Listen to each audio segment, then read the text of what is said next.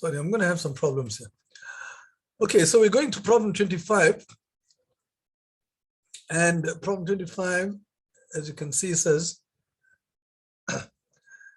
these 7 numbers are arranged in ascending order. So let's just put them in ascending order. But there's an unknown number here. We'll put the unknown number. We'll leave it out. We don't know where it goes because in the ascending order, 13, the next one, there's a 4 and a 7. Those are the low numbers. And then you got 13, 15, 16, and 17. That makes 6 numbers. All right, and there is a P. We don't know what the value of P is, so we don't know where it fits into this scheme. Okay, so when they arrange in ascending order, the median, the middle number, is the same as the value, the same value as the mean, which is the average of all these 7 numbers. All right, the mean or the arithmetic mean is the average of a set of numbers, and there are 7 numbers, one of them is P. So let's just work out the average first, the mean, calculate the mean. So when you add all these numbers, you have to divide by 7.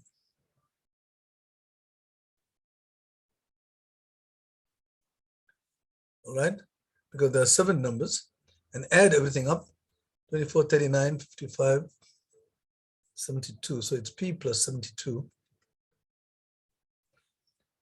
When you add up all these numbers, you get P plus 72, and the average is this. Now, this is the same as the median. Now, we don't know what the median is because we don't know what the value for P is.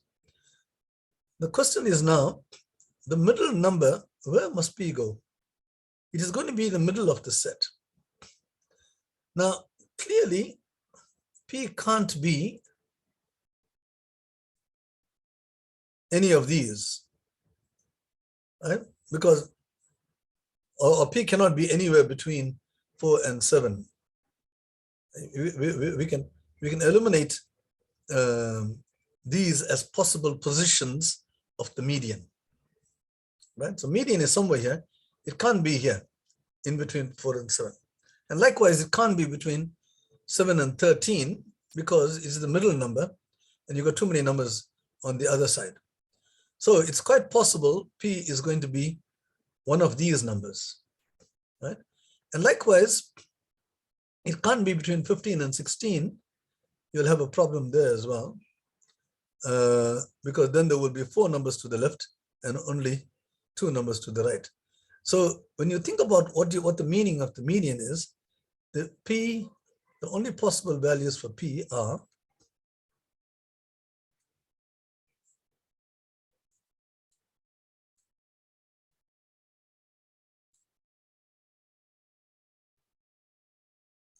see, P is the median. The median, not P. The only possible values for the median are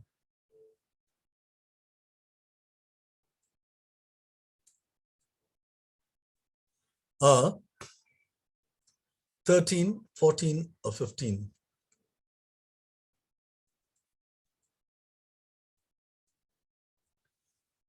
Okay, those are the only possible values where it can be in the middle. It can't be in any one of the numbers can be repeated. So it could very well be, the median could be 13 or 15. Okay, but they say that the median is the same as the mean. These are equal. Right? So the median equals the mean.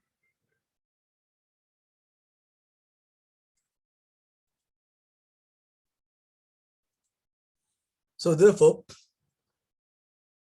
the mean we already saw was P plus 72 over 7. And there are 3 possible values for the median. So it could be 13 or 14 or 15. Right? Okay, now remember the median is right in the middle of all these 7 numbers. Okay, now we take each one of them and see what the value of P is, because then you have an equation. Because there's only one unknown. If it's equal to 13, you can calculate P. I can see that in this case here, I get 19. I'm going to do that quickly. You can check it out. I'm doing it rapidly in my head. And you got P, if P plus 72, yeah, in this case, P is equal to 19 if this is 13, or if P is, if this is equal to 14, then you have, I think you have 26, or if it's equal to, if it's equal to 15, then you have 33. So P is one of these numbers. All right. Now suppose P was 19.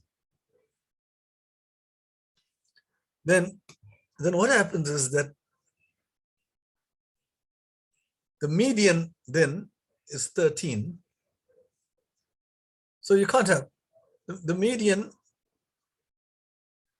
is 13 and it's also 19. So this is impossible because the median and the mean are the same, right?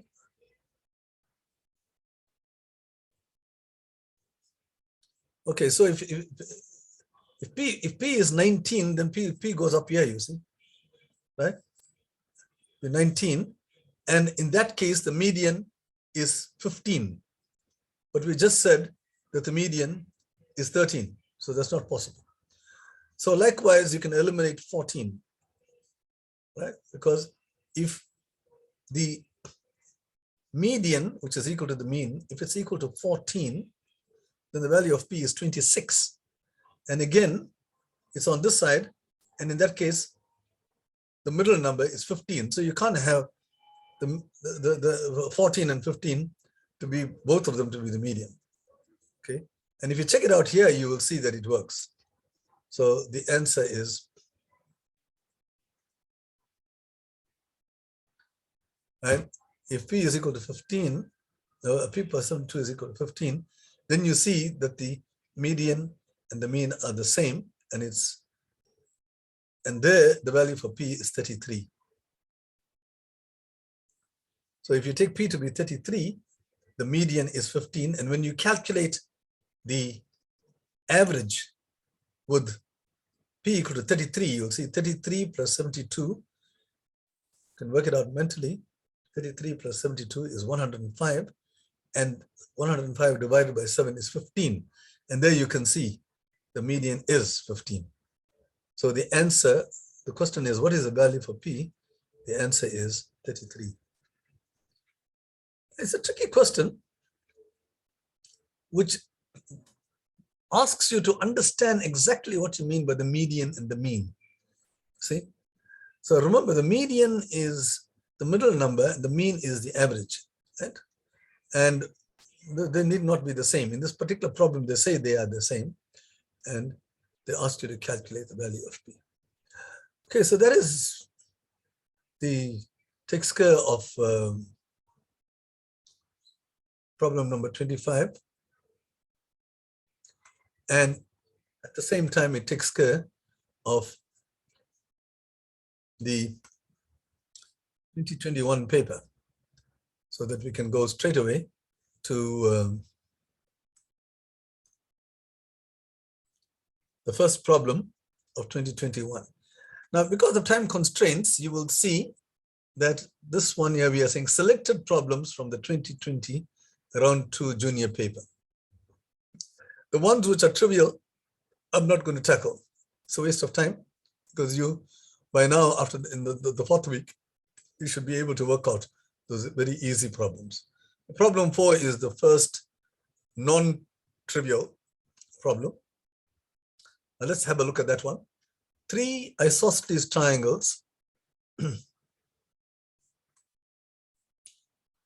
are put together to create a large isosceles triangle. Now, so you got, this is an isosceles triangle. You can see it is said that these two sides are the same, isosceles, and this is also isosceles. You can see these two are the equal, and the third one is isosceles. Now these 3 isosceles triangles, they are put together to create a larger triangle. They ask you to calculate the value of x, right? This is not very difficult as well. I'm going to go through this thing quite briskly. This is given. This angle 20 is given.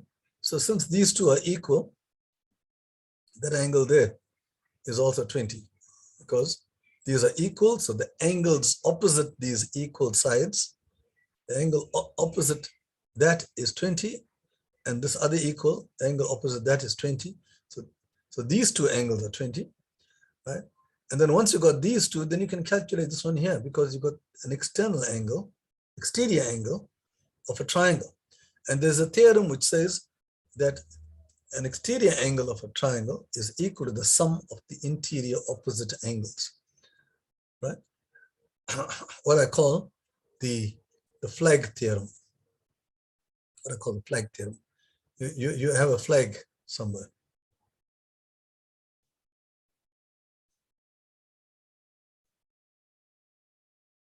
Right? So the two angles, the corner angles of the flag, when you add them, you will get the one on the other side. So this is, so those two, when you add them, you're going to get the angle, which is here.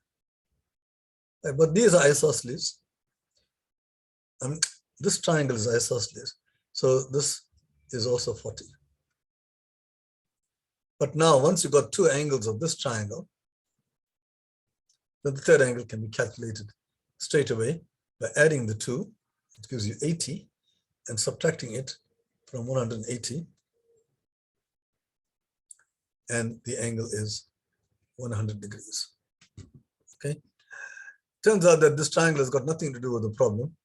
Even if you write it, I'm not sure why these people put this triangle here.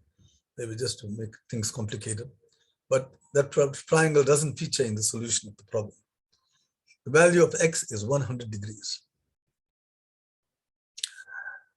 Okay, now to get on to the next problem. Oh, so it's problem 7. So 5 and 6 are evidently not very difficult problems. Let's go to problem 7. A wheel turns at a constant rate of 50 revolutions per minute. Through what angle in degrees does the wheel turn in 1 second? Okay. So you are talking about, the question is to find an angle, but they give you the information in revolutions, right? And you should know that a revolution can be converted into an angle because one revolution is 360 degrees, right? If you make one complete revolution around a point, right, the angle that you traverse is 360 degrees. So the wheel turns 50 revolutions in 1 minute. Let's just record that information. In 1 minute, right, it travels 50 revolutions. Convert that to degrees, you'll get 50 times 360 degrees. Don't calculate it. Right? We'll do the calculations at the end. Right? You don't have any calculator, so just leave everything intact and then we'll do the calculation. So they ask you through what angle in degrees does the wheel turn in 1 second? In 1 second. This is 60 seconds. 1 minute is 60 seconds. So let's just convert that to seconds. So in 60 seconds, it travels 50 times 360 in 60. So in 1, it'll have to be that divided by 60. Right? And now you can see 60 goes exactly into 360. I always like to convert everything to fractions because you can cancel, you see. 60 goes into 360 6 times. So the answer is 50 times 6. 50 times 6, we know, is 300, and that's in degrees. So the answer is, in 1 second, it travels through 300 degrees. Right? Okay, so the idea is you have to convert revolutions to degrees, and you have to convert minutes to seconds so that you can solve the problem.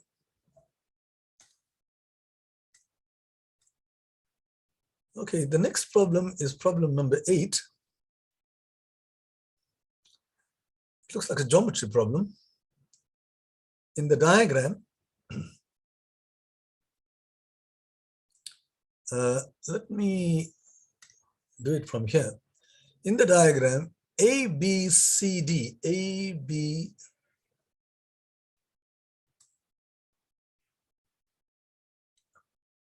A, B, C, D. And so this figure here is a square. Okay, as you can see, with side lengths of 4 centimeters.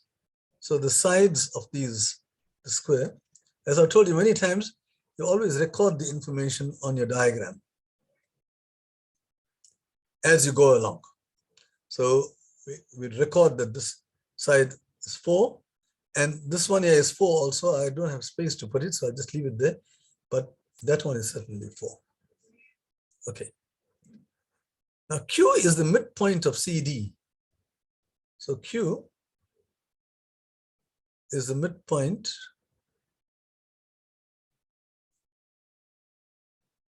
of CD. Oh, there it is, CD. So in other words, these are equal. Right. Then you have that ABCD is reflected across the line AQ. And there's AQ.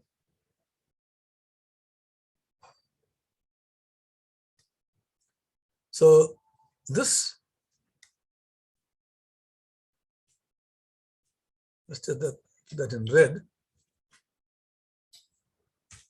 Thank you, Lord. So you have a reflection. In other words, this thing here looks like a mirror. This red line is a mirror, and all these things, they are looking at themselves in this mirror, and you are seeing where it is. A, B, C, D. So B becomes B prime, right? C becomes C prime, and D becomes D prime. When you look directly into a mirror, the distance from there to there is the same as the distance from there to there. Okay, but whatever the case is, because this thing is reflected in the mirror, you will still have that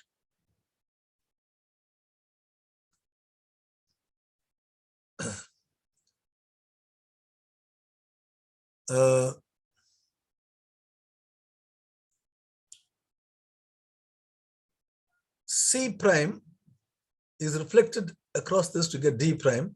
So you will have that these are equal.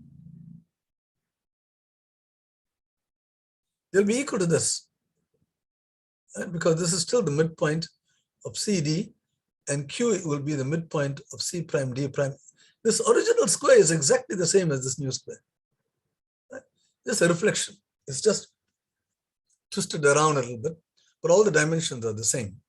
So if Q is the midpoint of CD, it's also the midpoint of this, and which means that, so since this new square is the same as the old square, all the sides will still be 4 for this new square, just a reflection. And if this is the midpoint, that means this is 2 here and this is 2 here. I haven't even seen the question. I'm just analyzing the given information and trying to get as much information as possible from the given information, right? And then go to the question. Right, now they say, determine the area in square centimeters of the quadrilateral ADQD prime. ADQD prime. Okay, so it's this quadrilateral here. You want to know what is the area of this quadrilateral? Okay. Now, okay, so if this is 2 and that is 2, as we saw, this part here will also be 2 here. These two triangles are both right angle triangles because this is an angle of a square, and this is also an angle of a square. See? It's given that this is a square, this new figure, A, B prime, C prime, D prime.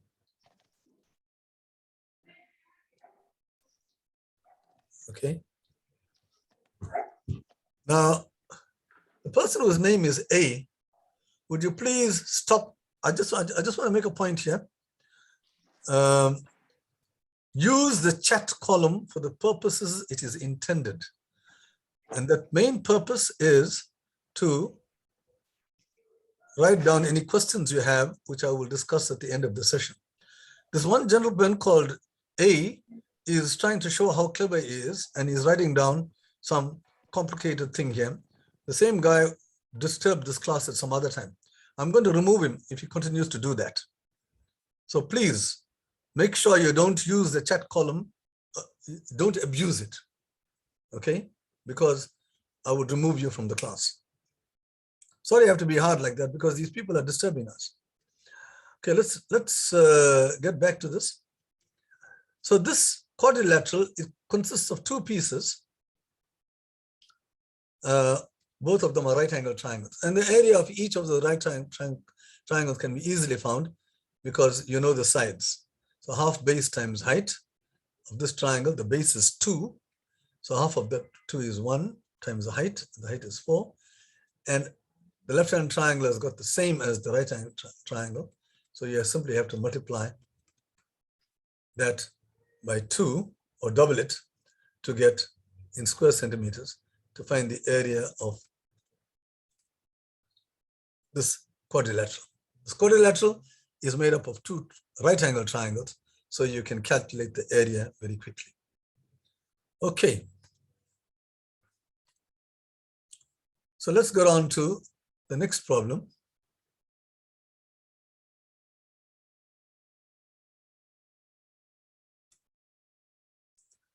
Problem 9. On the island of, well, some name, all vehicle number plates have 2 letters from the selection A, B, C, D, followed by the numbers 1, 2, 3, 4. All right, so you have the vehicle number plates, the registration numbers, right?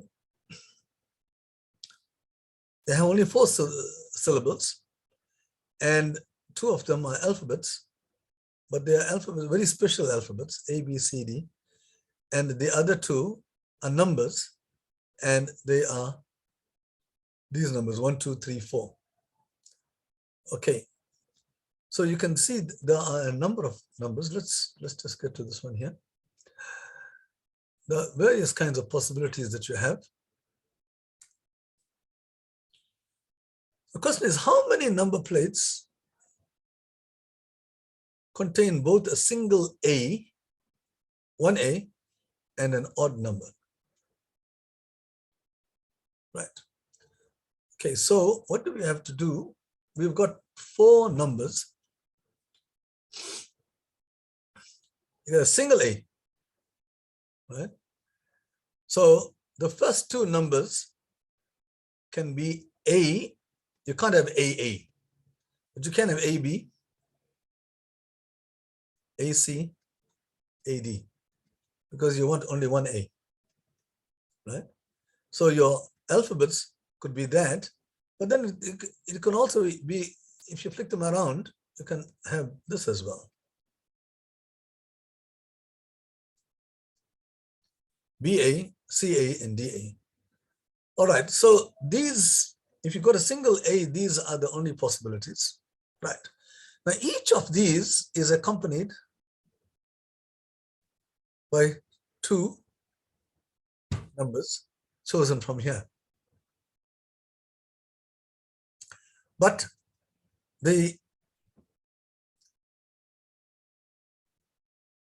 how many number plates contain both a single A and an odd number?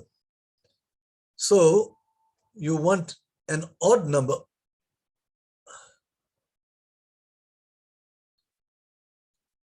Oh, there's only one number here. 1, 2, 3, or 4.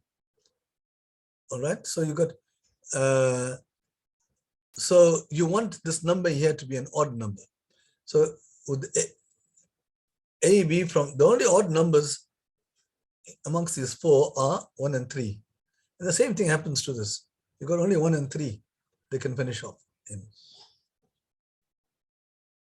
Each one of them can be finished off with 1 or 3.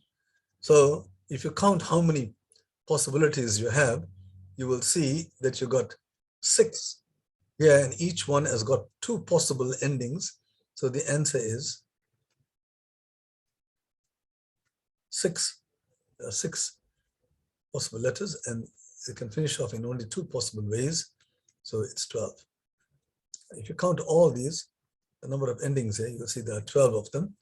But the reason for that is that there are 6 pairs of 2. That's how we got 6 times 2.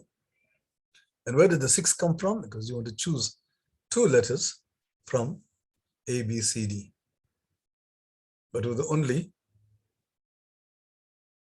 it must have one A. And there's one other letter that can be chosen. Okay, so that answers the problem. You can count these and you don't have to have any advanced theory for that. Okay. So let's get on to the next problem. This is problem number 10. And problem number 10 says, some 3-digit numbers have the following property. Some 3-digit numbers. Okay, now my first field will be how many 3-digit numbers are there altogether? And the number of 3-digit numbers altogether, I think we have seen this kind of thing before. It will start from 100 and go all the way to 999. Those are the only 3-digit numbers. And the number of such numbers, as we mentioned at some other time, is 999, not minus 100, but 999 minus 99, the one just before that. So there are 900 such numbers altogether. But we are interested in only some of those 3 digits. So what are these numbers? If you remove the first digit and the remaining, then the remaining 2-digit number is a perfect square.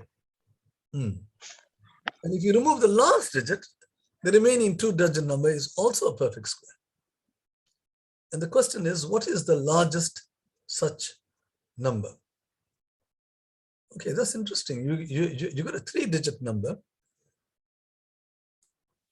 So what I normally do in cases like this is, let's put a little block here like this. Oh, sorry.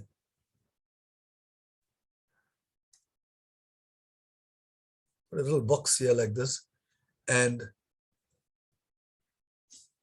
put spaces in between so that I'm going to construct my 3-digit number, which have these properties. All right, so what are the properties? Let's go over them again. If you remove the first digit, so let's ignore the first digit. So these remaining 2-digit, the remaining 2-digit number, that means this 2-digit number, is a perfect square. Okay, so this 2-digit number, it can be any one of these. So what are the perfect squares? Okay, let me just look at this. If you remove the last digit, the remaining 2-digit number is also a perfect square. So let's just look at that. Look at this part here. You will see just now why I'm looking at that. The reason is, what is the largest such 3-digit number? So I want the largest 2-digit square to fit inside here. It will be pointless in putting like 16, for instance, because we are looking for the largest number altogether. The largest 2-digit square is, the squares are 16, well, 4, 9, 16, 25, and so on. But the largest one is 9 times 9, 81. And thereafter, you're going to get 100. Okay, now that will be a 3-digit number. So it has to be a 2-digit number. Okay, so the number that goes in front is obviously 81. Okay. And now, but then this part here is a perfect square. So the question now is, which perfect square starts with 1? And immediately you can see there's only one number, right? Which is a square number, and that is 16, 4 times 4. So these numbers are square numbers, 9 times 9, or 7 times 7, or 4 times 4, or whatever. So the thing about this question is that you have to look at the second part first, because you're looking for the largest such three-digit number. And therefore, it has to be 81 in the front. So that's the answer. The answer is 816. That is the largest three-digit number which has these properties. Okay, so let's just go on to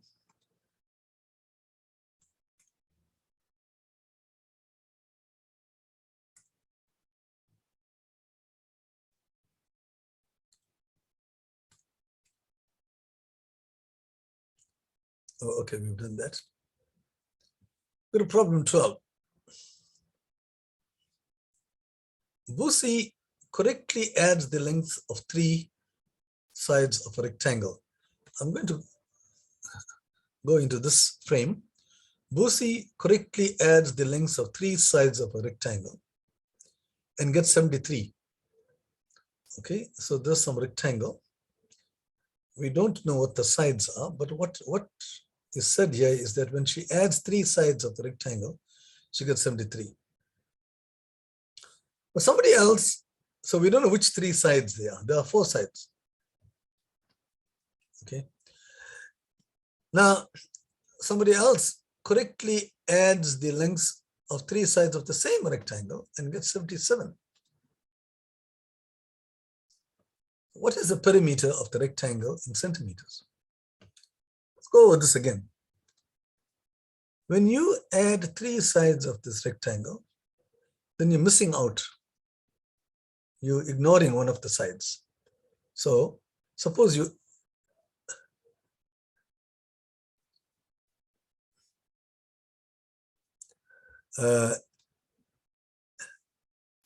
now you get 73 in the one case, and you do the same thing. You ignore another side in the other case, and you get 77. So it seems to me that you're ignoring a larger side in 73. Actually, it doesn't really matter, but you're ignoring the a larger side and you're adding the other three. So let's see what happens here. The B is ignored, and when you add the other three, you get A plus B. That gives you 73. Let me go back to my black. So this gives you 2A plus B is equal to 73. Okay, now that's an equation, right? In two unknowns, A and B. So evidently we need to find these two unknowns, because the question is, what is the perimeter of the rectangle? So what do we need to do? Right? It's always nice to check to see what we need to calculate. The perimeter of this rectangle is, so the goal is what? To calculate 2A plus 2B. Because that's the perimeter. A plus B plus B. Perimeter, you're adding all the four sides, right? And you'll get 2A plus 2B. And that is why you say 2 into A plus B, 2 into length plus breadth. Right? When you are in primary school, you probably learned the formula for the perimeter, but you don't really need a formula. Right? Once you know that the opposite sides of a rectangle are the same, and A, B, B, the perimeter can be immediately calculated. So this is the goal. I need to calculate this. What is this? I got 2A plus B is equal to 73. And then in the second case, right, we can ignore an A, take that out. What are you left with? You've got A plus 2B. If you add these three, you get B plus B is 2B and A, and that gives you 77. All right. So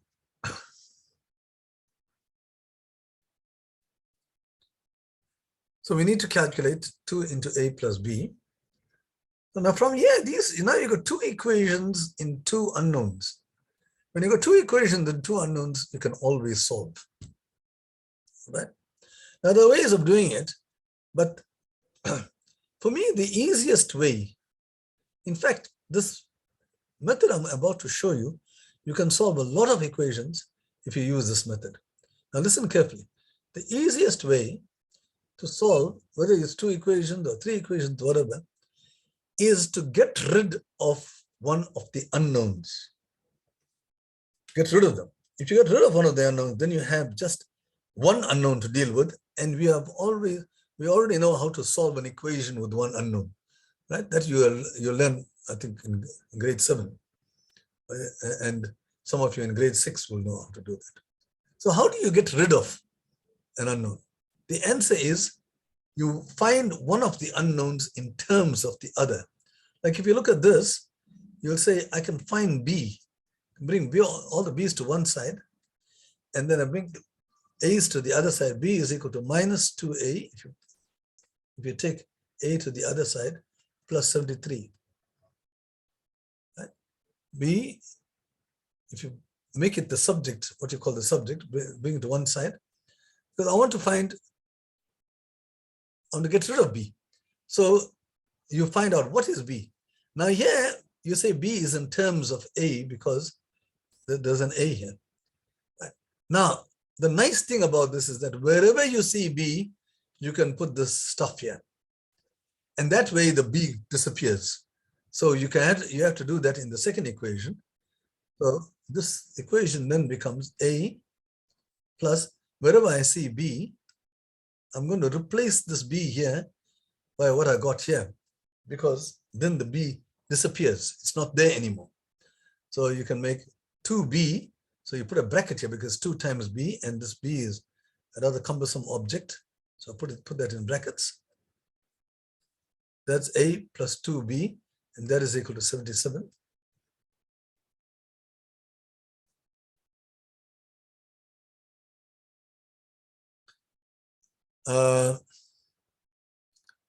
So when you calculate this, you will see that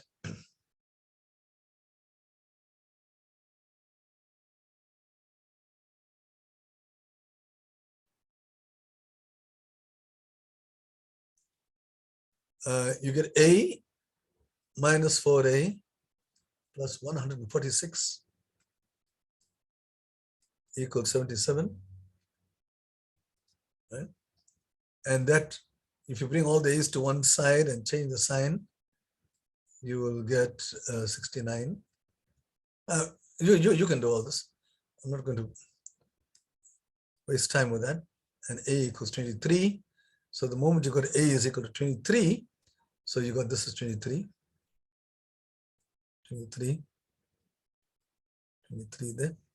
And then you can substitute 23 for A to get B now. So B is equal to, you already got B in terms of A.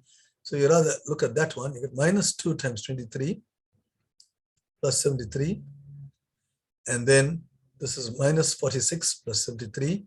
So B is equal to 27. Right? When you work it out, that is what you get. So A and B are 23 and 27. This is 27. This is 27. So as you get the values, you put it back into your diagram. Now you can calculate the perimeter, because you simply have to add up all these numbers. And 23 plus 27 is 50. And so it's 50 plus 50. So the answer is 100. And the units are centimeters. So put down the units. Right? Sometimes people are fussy about the units. So make sure you put the units. The units means centimeters. So the answer to this question is the perimeter of this rectangle is 100. Now let me show you a very quick way of doing this thing here, right?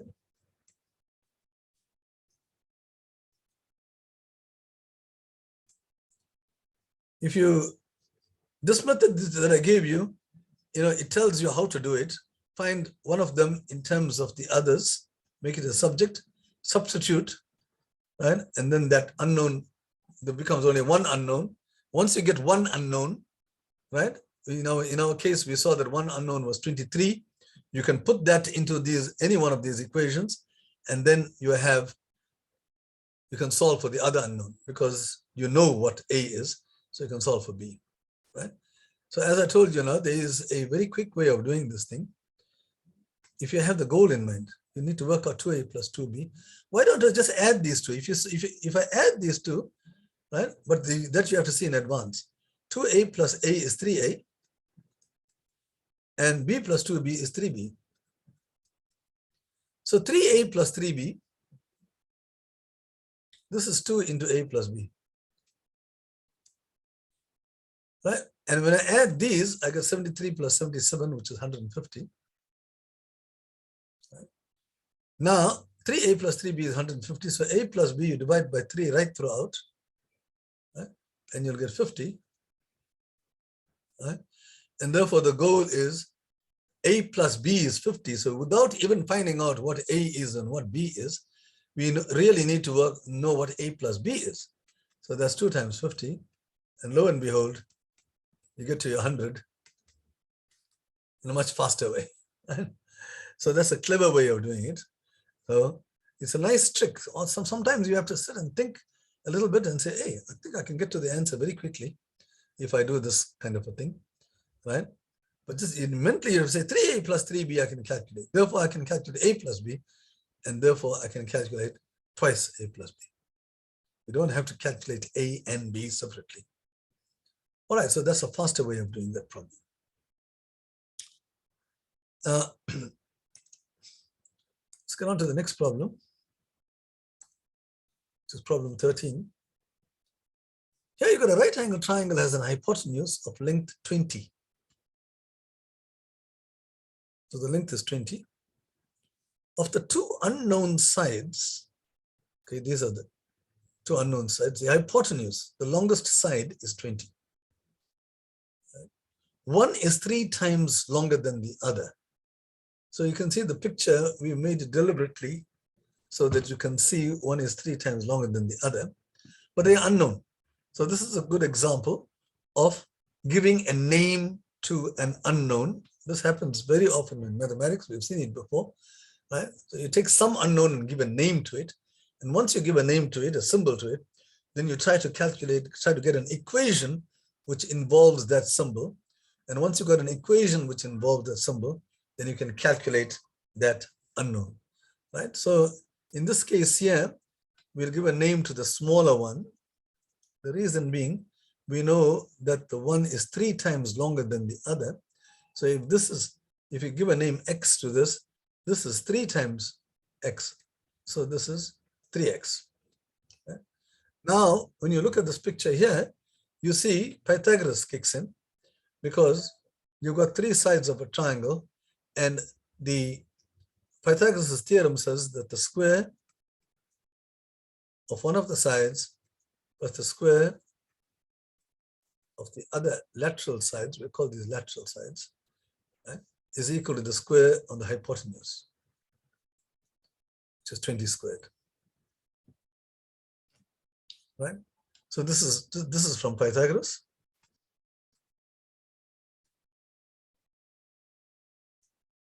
Now you've got the equation. You've got an equation and one unknown. So you have to solve this. How do you solve it? X squared, 3x squared, the 3x all squared means 3x multiplied by 3x. Remember. So you got 4 things being multiplied here, 3x, 3, and x. 3 times 3 is 9, and x times x is x squared. So 3x all squared is 9x squared. 20 squared is 400. 20 times 20, right? That's easy. So you got 10x squared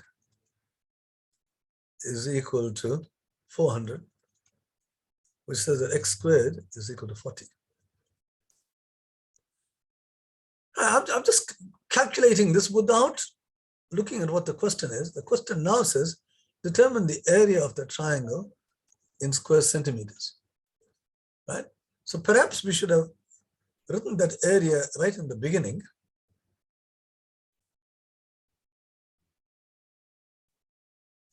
Because that's the goal.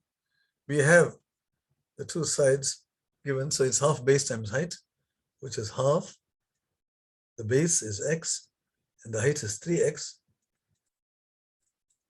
So when you multiply these things together, you will have,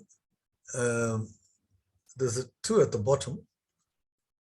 At the top, you got x times 3x, which is 3x squared. So we need to calculate this thing here, right? What is 3x squared over 2? Well, we already got x squared, so that helps us a great deal, because we can simply substitute for x squared. So the area that we are looking for, the area of the triangle, is simply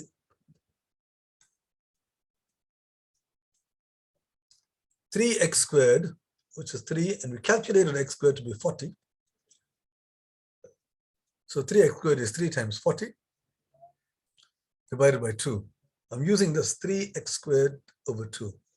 So for x squared, I substitute for x squared, which you already know. And here, once again, I just cancel. The answer is 3 times 20, which is 60. Again, the units are square centimeters. The final answer must have units in it. So how did you get 60? 2 goes into 42 times, right? So 3 times 20 over 1. Don't have to say over 1. If you're dividing by 1, it's the same number. If you're multiplying by 1 also, and ignore the ones in the product and the quotients. So 3 times 20 is 60. That's the answer to the problem. Okay. Then we go on to the next problem.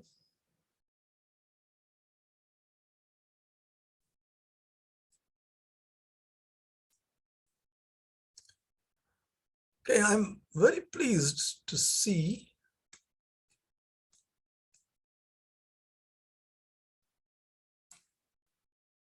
quite a large number of participants today, perhaps because it's you are on the threshold of writing your paper, so you don't want to miss this last class. So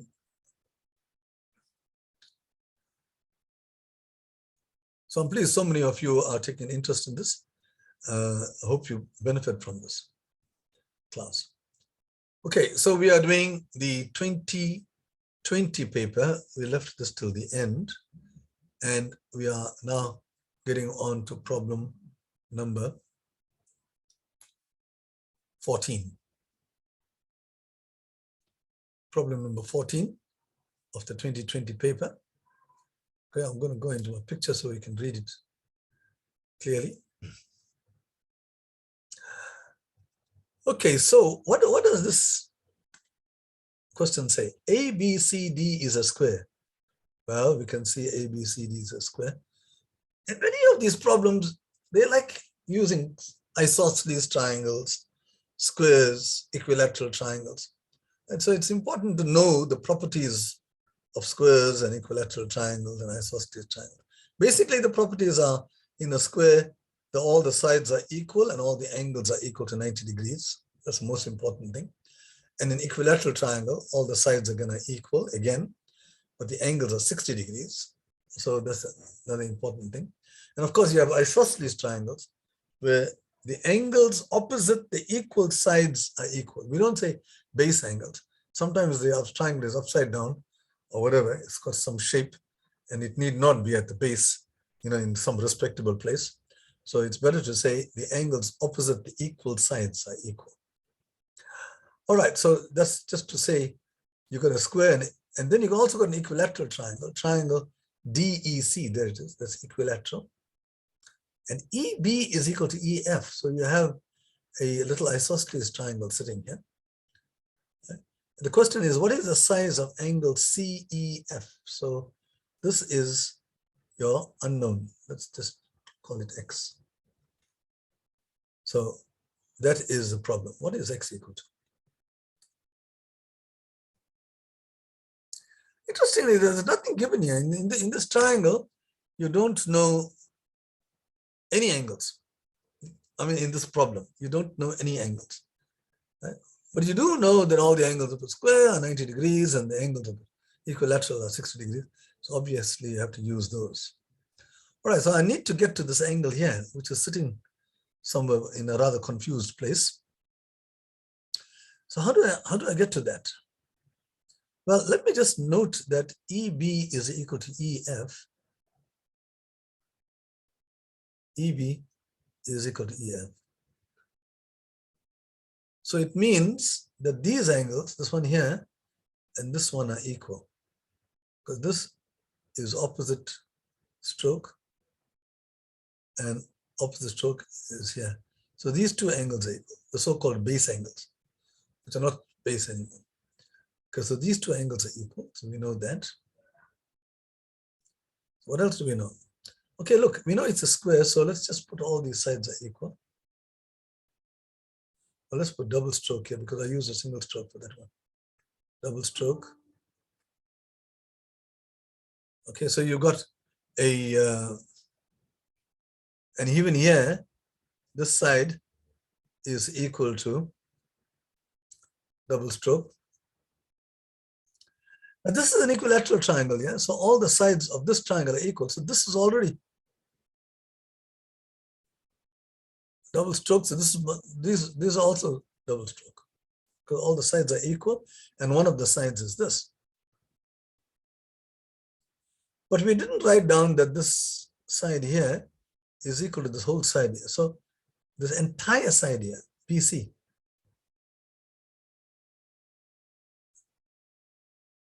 is the same as CE, because it's the side of the square. So now you have an isosceles triangle CEB.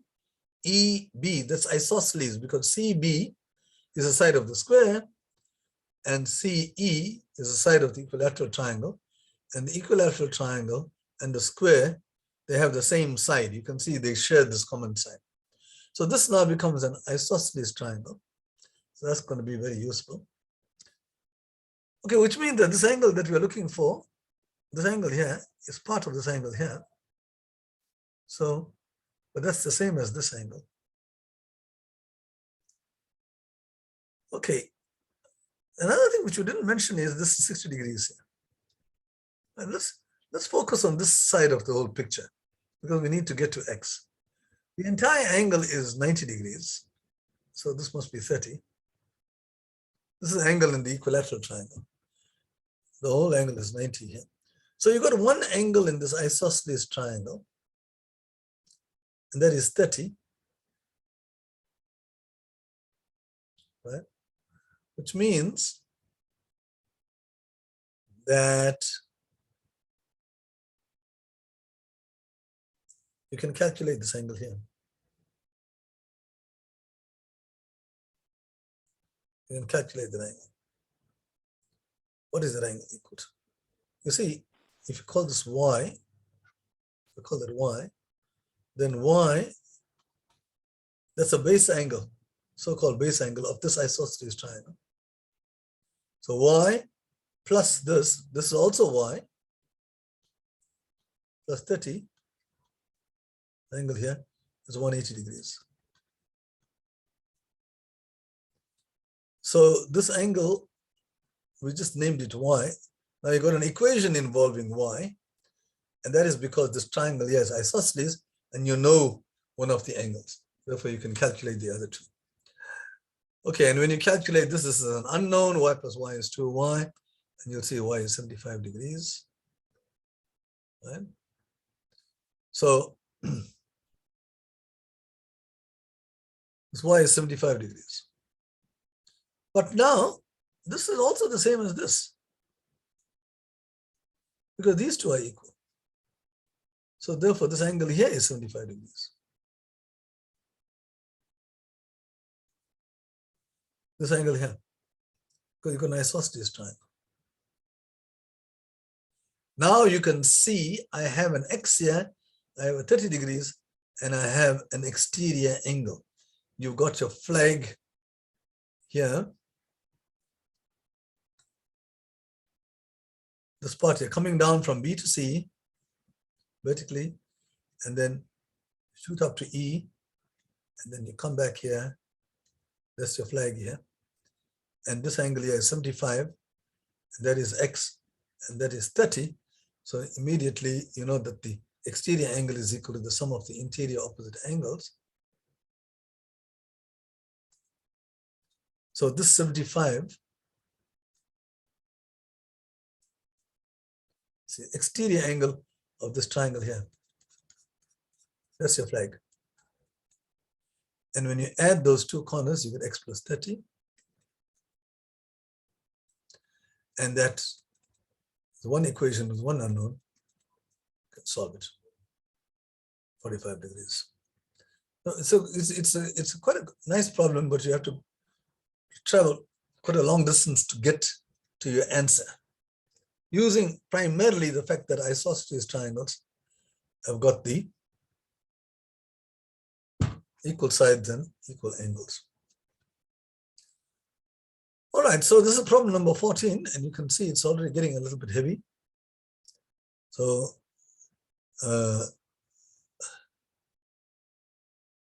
let's get to the next problem, which is problem number 15.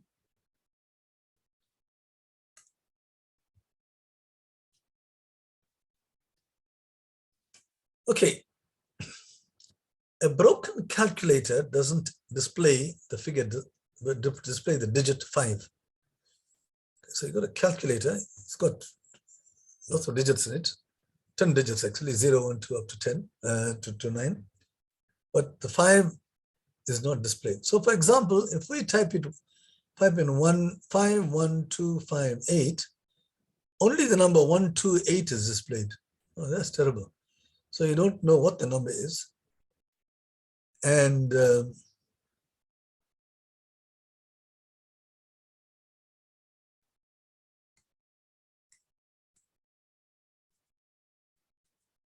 so the 5s, when you see 1, 2, 8, you have no idea what that number is going to be. But all you know is that the 5s are not there anymore.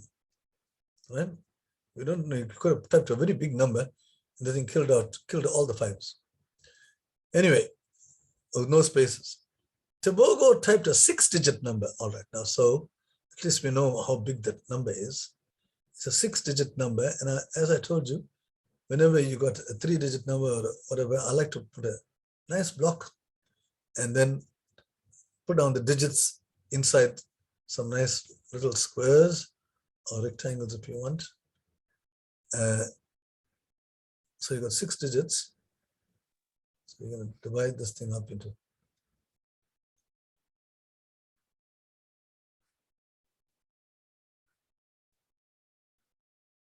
Right, so you've got a 6-digit number. It types in the 6-digit number, but only 2020 appears on the display.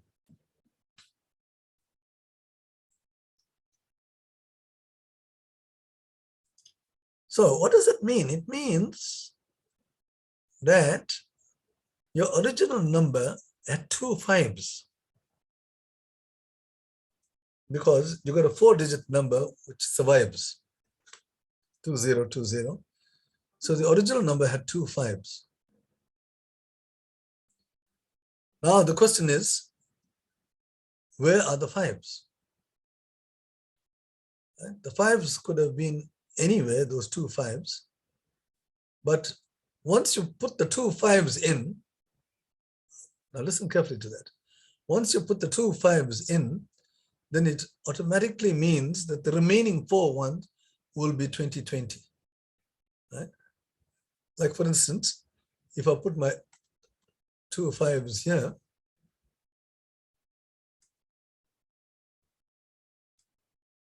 oy, sorry about that. What am I doing?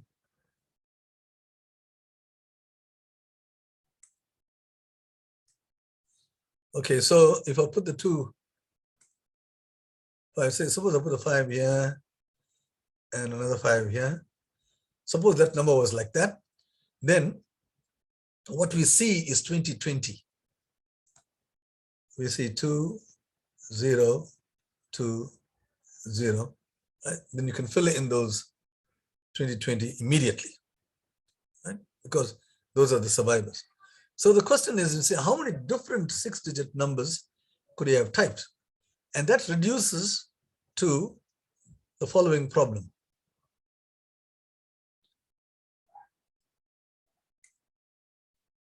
Right? Now listen carefully. Instead of counting how many 6-digit numbers he typed, all we need to know is in how many ways can you put two 5s inside these 6 spaces? See, I chose this particular pair of two 5s, and we've got the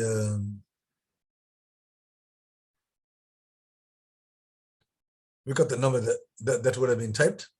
But if you put in two 5s elsewhere, again you will have another number that you could have possibly typed. So you actually need to count how many ways can you put two 5s in this. Right. So the question is, in how many ways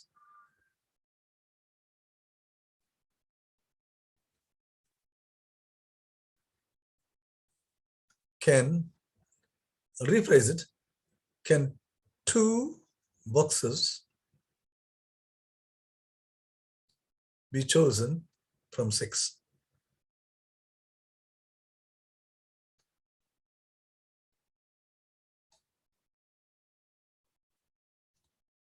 There are 6 boxes. I just need to choose 2 boxes. Once I choose my 2 boxes, then I can put my 2 5s inside there.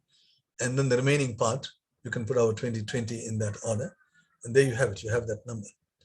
So we have solved this problem, right? Some time ago, I told you, when you are choosing 2 objects from n objects, right? If you went and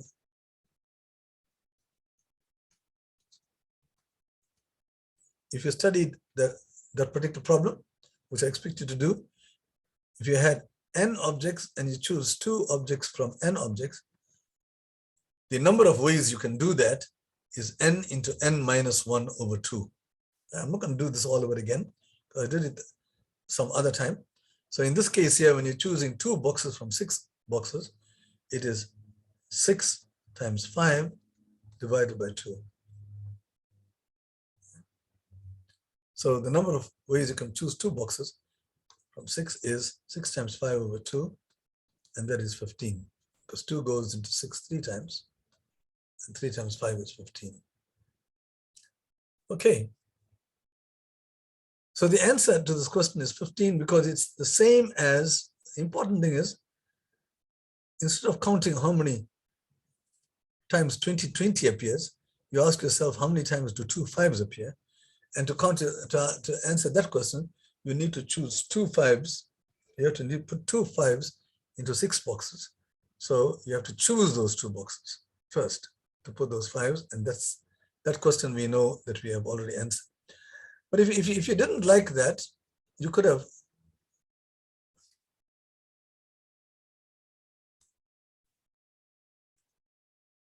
I think I left space for this too. Yeah, I did leave space for this. If you didn't like that method, you could have given names to the 6 boxes.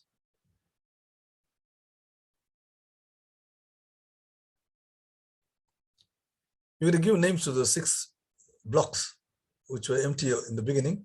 We could have called it A, B, C, D, E.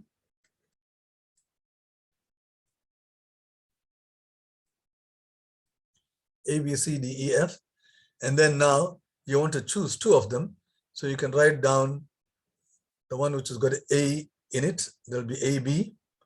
Or you could have chosen AC, or you could have chosen AD, or you could have chosen AE, could have chosen AF. Right?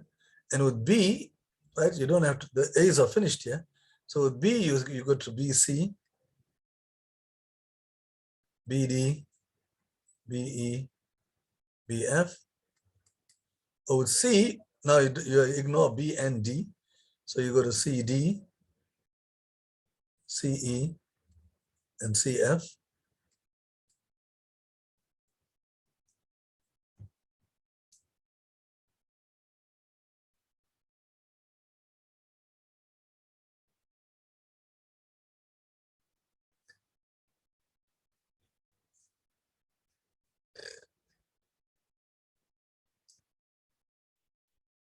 You have DE and DF, and you have EF. Right? So we've done everything. So you got 1 plus, what is this? Oh, DE and DF.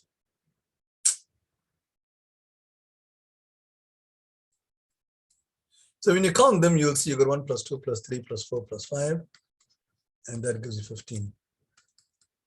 You could have done it the long way to get to 15 again. But if you know that formula, how many ways can you choose 2 boxes from n objects, 2 objects from n objects? The answer is n into n minus 1 over 2. Okay, just give me a break. It's very hot in here. I'm going to put my fan on.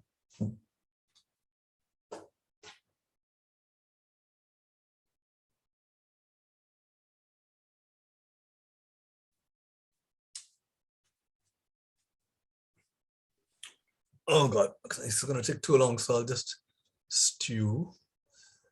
Okay, so that's a counting problem, right? Please note what I said there, because it's very often that particular problem occurs. So you don't have to do a thing like this. You can get the answer very quickly. So let's just clear all the drawings and get to the next problem. It took a fairly long time to solve that problem. Okay, so the next problem is this one. Oh no, okay, number 16. 3 large buckets have the same volume as 4 medium buckets. Okay, 5 medium buckets have the same volume as 6 small buckets. How many small buckets have the same volume as 15 large buckets? Okay, so let's just, you can see they say have the same volume. So there are a number of equations here, but we need to identify the equations and get the symbols, right? So we have to start naming some things with symbols. So 3 large buckets have the same volume as 4 medium buckets. So there are, you got the large buckets, and you got the medium buckets, and you got the small buckets. So suppose we use these symbols L, M, and S to say L is the volume of the large bucket, volume of a large bucket.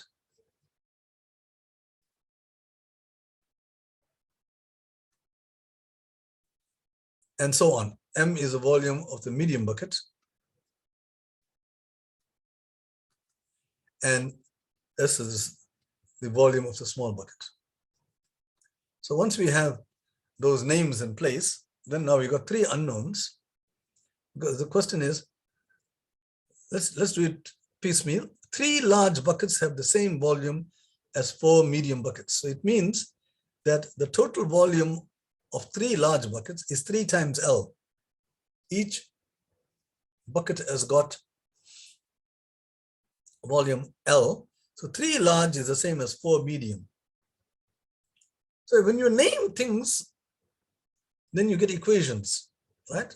And now you got one equation. So I've taken care of the first one, the first piece of information.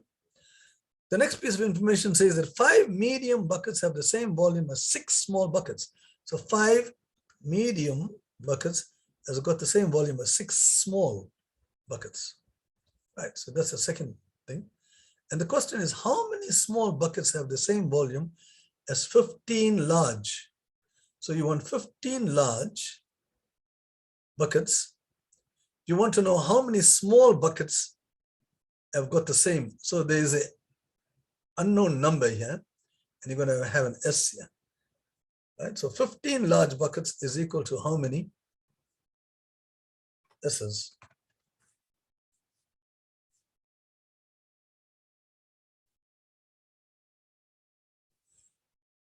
Okay, so if you look at this carefully, let's see now, we want 15L. We have 3L, right? So we use our common sense. If we want 15L,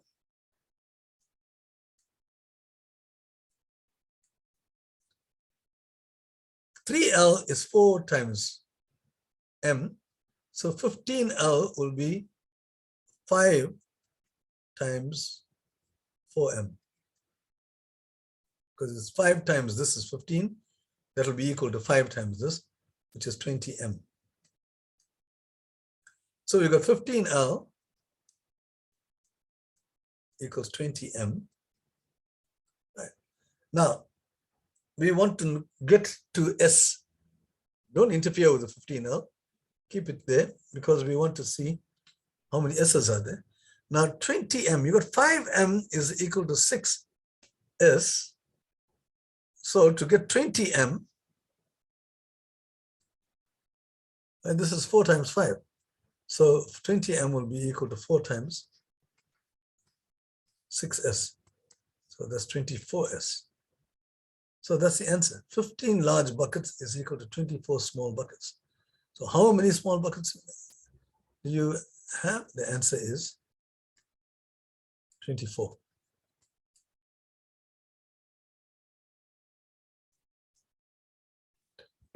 Okay. So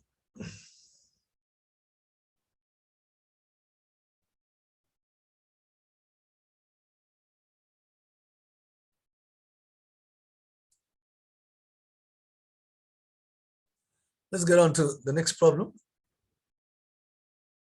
That wasn't a very difficult problem. A lot of these problems involve ratio and proportion, this is something like that, but you can just see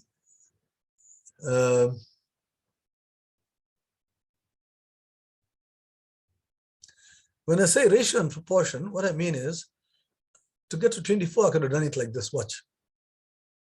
Or I could use proportion.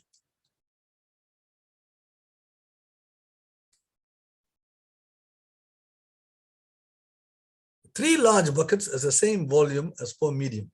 So I can say the large to the medium proportion is equal to 3 of this is equal to 5 of that. So it's the same as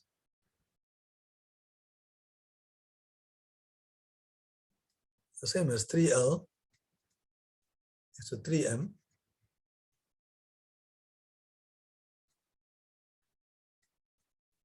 And 3L is 4M.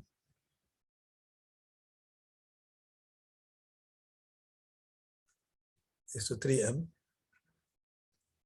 And you land up with 4 is to 3. So you can see I didn't need the M at all because 3 of the large ones is the same as 4 medium. It means that the ratio of L is to M. L has got more. And it'll be 4 is to 3. In the same way, if you take 5 medium buckets to the small ones, right? The medium has got more, 5, 6, so that'll be 6 is to 5. Right? 5 medium is the same as 6 small. Right? And then we want what L is to S is, and so you can work it out. You want 15L, so then you can do it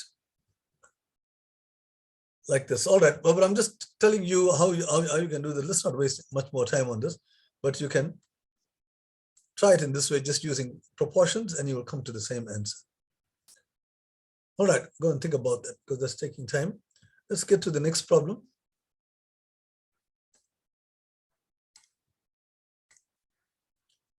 Problem number 17. A rectangular prism. Okay, let's just understand what you mean by a rectangular prism. A rectangular prism is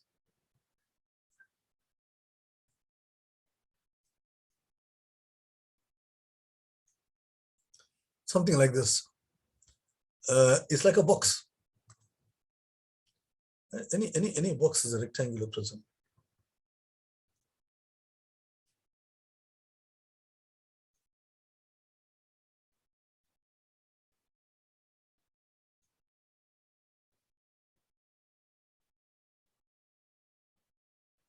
So the original rectangular prism was like this,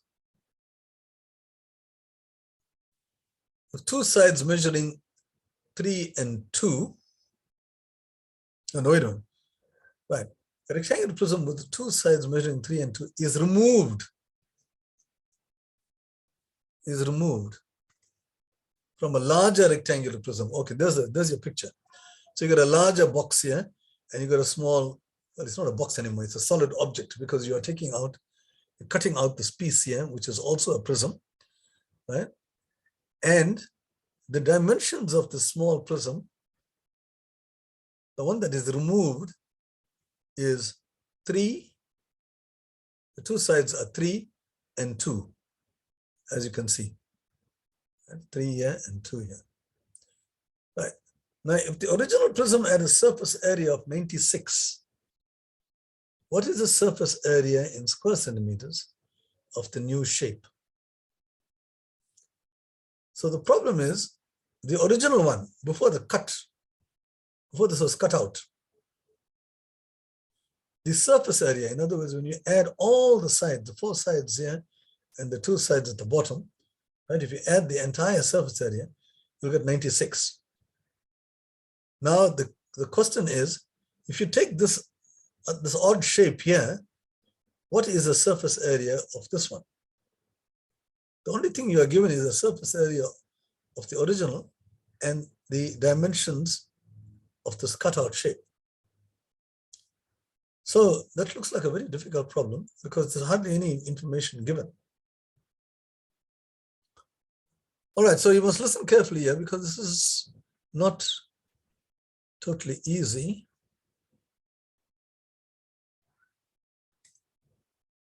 I'm going to go into my new picture here.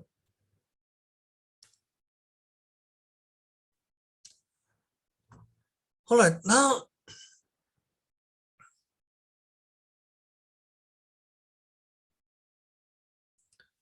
I need to find the connection between this volume here, the volume of the cutout box, the surface area of the new shape. The surface area of the new shape consists of the top part there, this part here. Let me just use, so that the top part there, this part here is cut out. And then as far as the rest is concerned, nothing happens to it. This is the same as that at the back of it, right?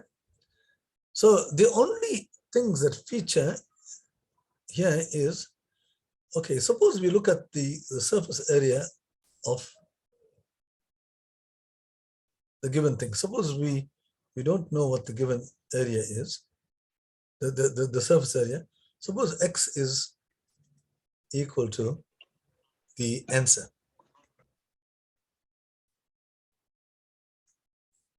In other words, that is the area of the shape on the left, surface area.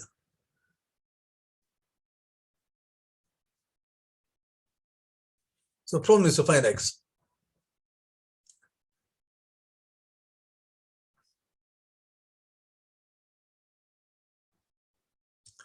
Okay, let's just write down what is the area of, so the area of now wait a minute. I think what we will do is X, all right.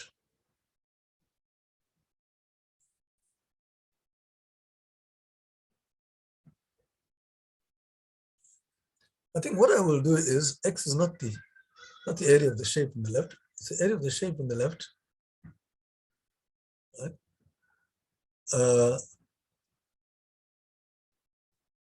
Top plus front plus sides. What I mean is that part, the top and the front and the rest of the sides. That's your X. In other words, I'm ignoring these 3 areas. There are 3 areas inside here. Right? So X is that part. Then let Y be the missing area.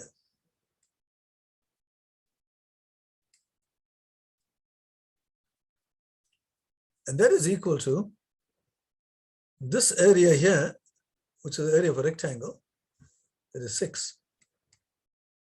And then you've got the back wall, which is B. You've got the floor. And then you also got on this side here, which we can't see, but that will be the same as the 6. This side will have the same as this part which you can't see. So that is A plus B plus 12. So this is the missing area. So what do we need to do? We need to calculate. So what is, so the total area will be X, which is the area of the top, the bottom, and the sides and the front, plus the missing area. That's the total area, which is A plus B plus 12. So the question is, when you add these,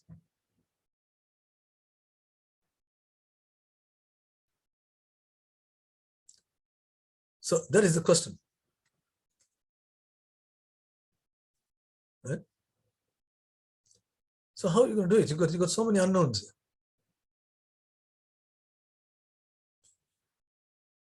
here. Now the question is this 96. What is 96? 96 is the original area which we didn't see before it was cut out. So originally you had this part here. Oh, sorry. This part here which was cut out in the front, right? That was the original. That's the same as B, because this front is the same as that, right? And then the original area is, and then this other top part has been cut out. But the top part is the same as the floor. So the original area is actually the top part. If it's not easy to draw this thing here, but if I think of the top part as, let me use a deep blue. That's the top. The top part is A. So the red plus the blue plus what we called X. But X plus A plus B is equal to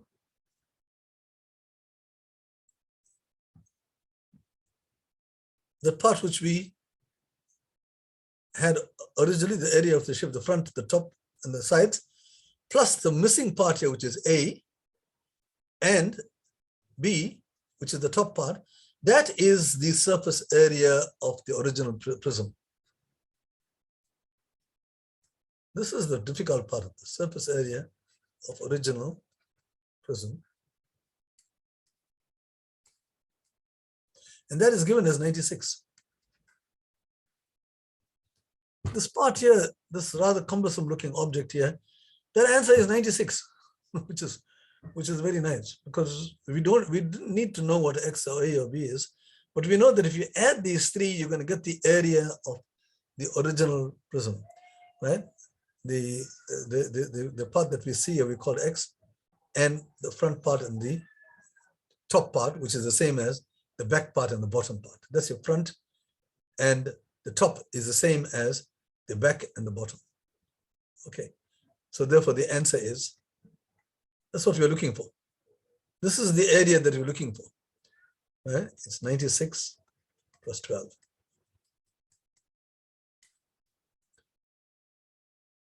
And this is an area, so it's square centimeters. Okay, that will be a little bit difficult to understand. I'm quite sure there are some people who will want me to do this again, but we will send you the recording, and hopefully you would be able to watch it at your own leisure and understand and get a picture of what's going on.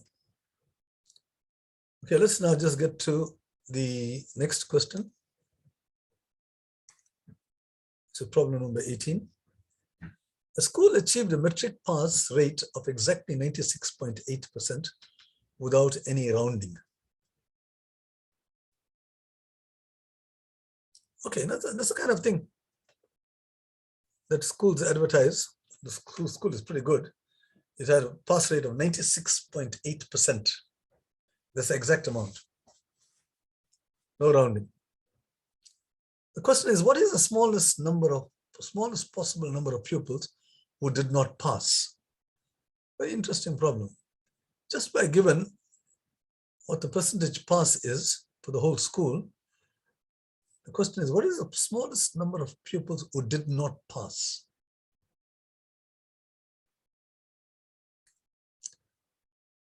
Okay. The way to do this is say, well, 96.8%, how did you get 96.8%? You divided the number passed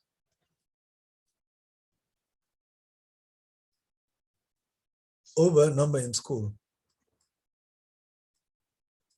In other words, the enrollment, the school population. That gives you 96.8%.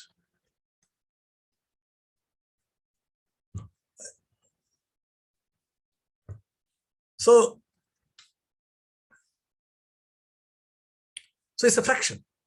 You calculate a fraction and you convert that into percentages. Now let's convert this percentage into a fraction. What will that be? That will be 968 over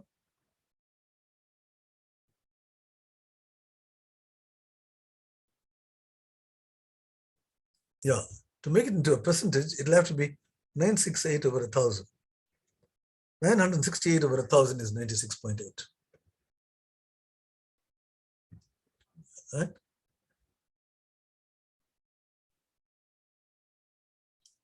So now it looks as if there were 1,000 pupils in the school and 968 students passed.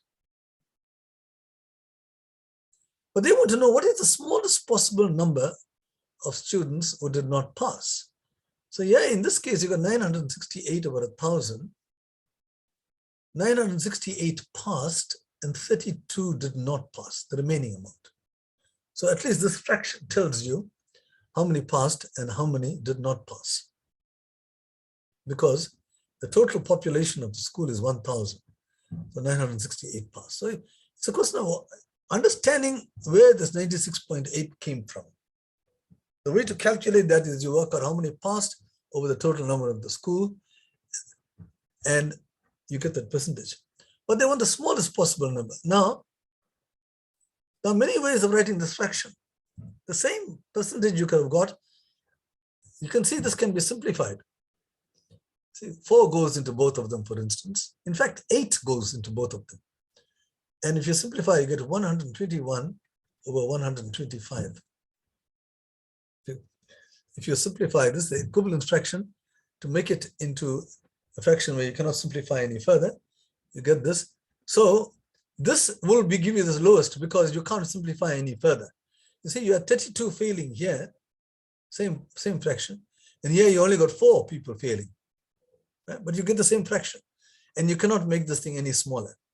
So, because this thing here cannot, there are no common factors. So the answer is 125 minus 121 is 4. See? If you cancel, if you made it cancel only the 2's, you would have got 484 over 500. But even there are 16 people who fail. With this number, there are 32 people who fail. But you want the smallest number. And when you come to this, keep simplifying, you can't reduce this thing any further. So that's the answer. All right. So again, there's a problem on equivalent fractions, which is something that you do in grade 4, grade 5 or something. So, but you have to think about what does it mean, you see? So these problems are very nice because you ask yourself, what do these calculations mean? So in this problem number 19, you have in the figure below, we go on to the next problem. We're in the shape of an A, and you see these two angles are the same, right? Triangle ABC includes the size 48 and y. So this thing here is very important to understand. This triangle ABC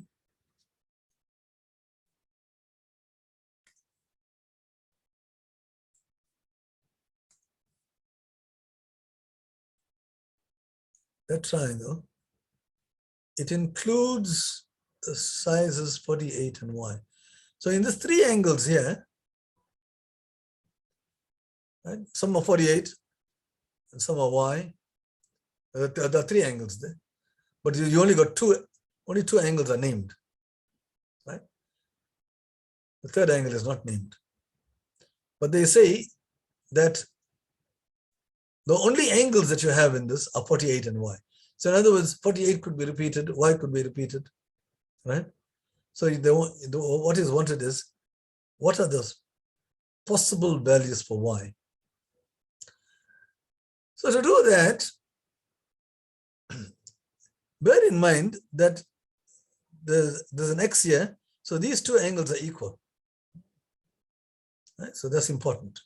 So what you have in triangle ABC is you have an isosceles triangle. So whatever angle you put here, you must put the same thing here, right? Okay, now they say, what is the sum of the three possible values for y? Now, what do they mean by that? Why are the three possible values? So let's look at all the different scenarios, right, which I have done.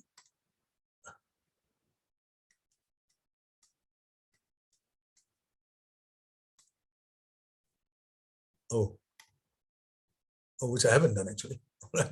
All right, let's just see why there are three possible scenarios. So since they tell us there are three possible scenarios, let's look at all the various possibilities for ABC.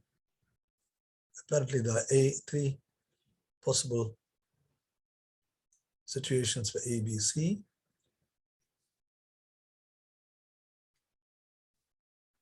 Remember, they say ABC, the only angles in ABC are 48 and y, right? So, but you could have two 48s, you could have two y's, because it's isosceles, you see? We know it's isosceles. So let's just take all the possible scenarios. So I could have had 48, y.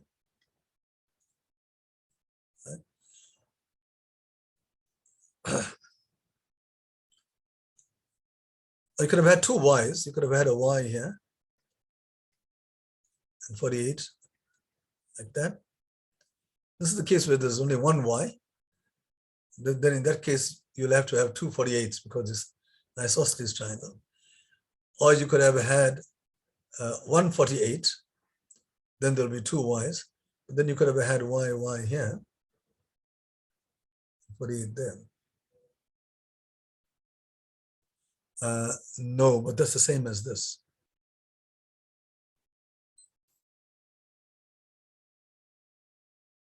No, it isn't the same as that. Okay, bearing in mind that these are equal.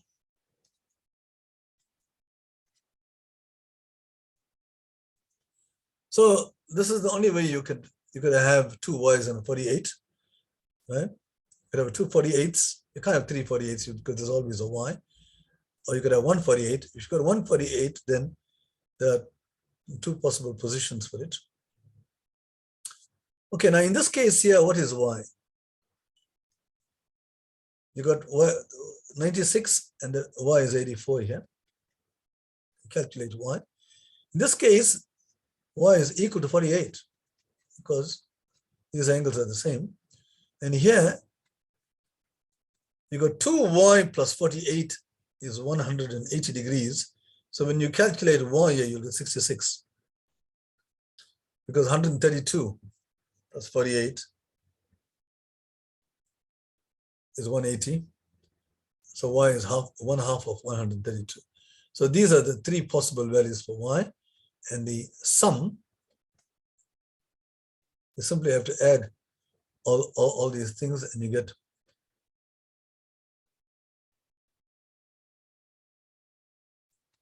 198. That doesn't look very familiar to me, but I don't know, just check this.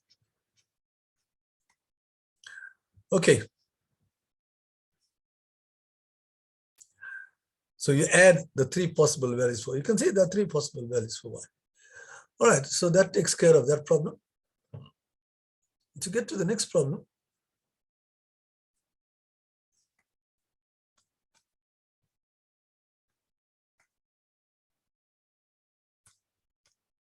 problem number 20.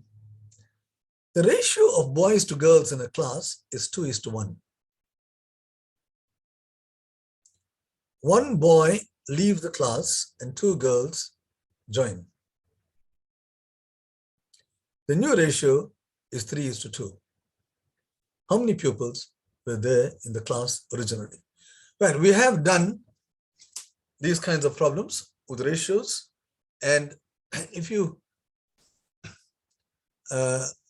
went over the problem that we have done before, you will recall that what I said in a ratio problem is that when you get a ratio problem, you can actually say how many boys there are and how many girls there are, but there will be an unknown because 2/1 is the same as 2x over x. Doesn't matter what x is. Right. So we don't know what x is. You could have had 14/7 or 20/10 or 200/100. We don't know what x is. That's an unknown. But we can say that there are 2x boys, number of boys, and we don't know what x is, and the number of girls is x. And that gives you an equation, you see. So you can say boys equals some number, not just a fraction. Because fractions, there are so many different ways of writing a fraction. But the nice thing about it is that you have to multiply numerator and denominator with the same number. That's the interesting thing. So you have just one unknown. Okay, now let's have a look at this thing here. So we've used this information. One boy leaves the class. So what happens is the new boy population in the class is 2x minus 1 because he leaves. And two new girls join the class. So you had x girls originally, and the number of girls now is now increased by 2. The new ratio, so you got a ratio of the new number of boys over the number of girls, and that is 3/2. So you see, the information can be used very nicely. One boy leaves the class, you got the number, so you know how many there are left. And the same thing with girls, two new people come in, you know how many new girls there are. Now you know the number of boys, the number of girls in terms of x. So the new ratio, you just have to put the number of boys over the number of girls. And we already know that is 3/2. Now you got one equation in one unknown, and you can solve for x. Cross multiply 4x minus 2. 2 times 2x minus 1 equals 3x plus 6. Cross multiply 3 into x plus 6. Bring all the x's to one side, and you have x is equal to 8. 3x minus x, 4x minus x is x. 6 plus 2 is 8 on the other side. So you can solve for that. But the question is, how many pupils were in the class originally? So originally,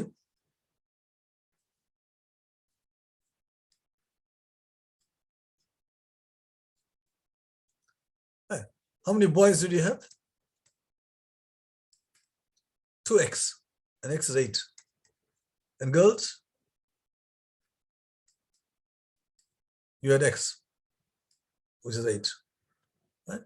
So you can work out how many boys there were originally, how many girls there were originally, and the question is how many pupils were in the class altogether. So the answer is, you must answer the question. The total number of boys plus the total number of girls in the beginning, that gives you 24.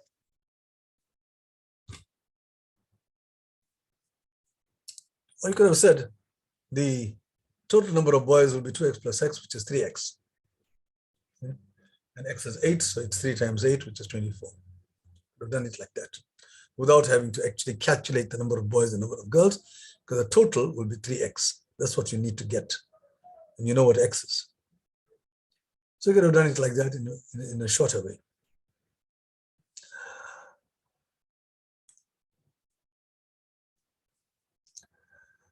Yeah, I discovered by looking at the chat column that sometimes I go too fast and you don't know what the answer is. So I must apologize for that. So the answer to this problem is 24. Okay, so let's just get to the next problem.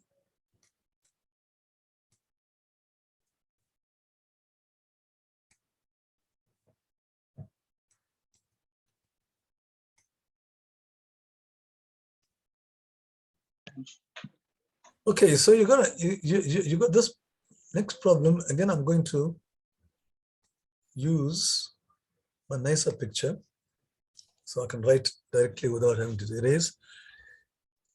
In the diagram that you can see, I think all the information is given here.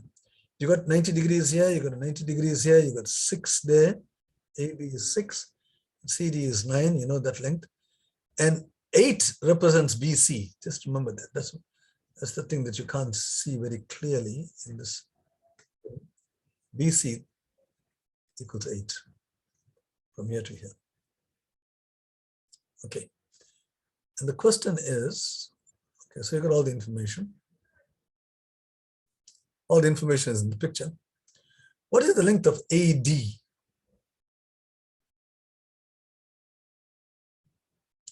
So you need to find the length of AD, that one there.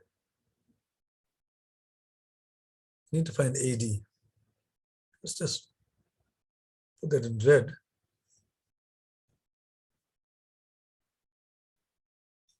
So we know that's what we need to get. You don't know these two pieces.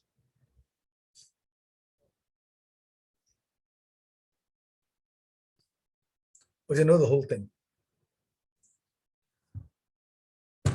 When you try to do this, you'll find that you're going to have difficulty in solving this problem, because you may try to call this x, and then call this 8 minus x. But to get to AD is a question. So the question is, how do I find AD? Right? And if you look carefully, it seems you will have an idea that you can't get this thing easily from the given figure. Right? But what you can do is, AD is actually the hypotenuse of a right angle triangle, which you cannot see. Right? So let's draw that right angle triangle. This AD, if I go down here,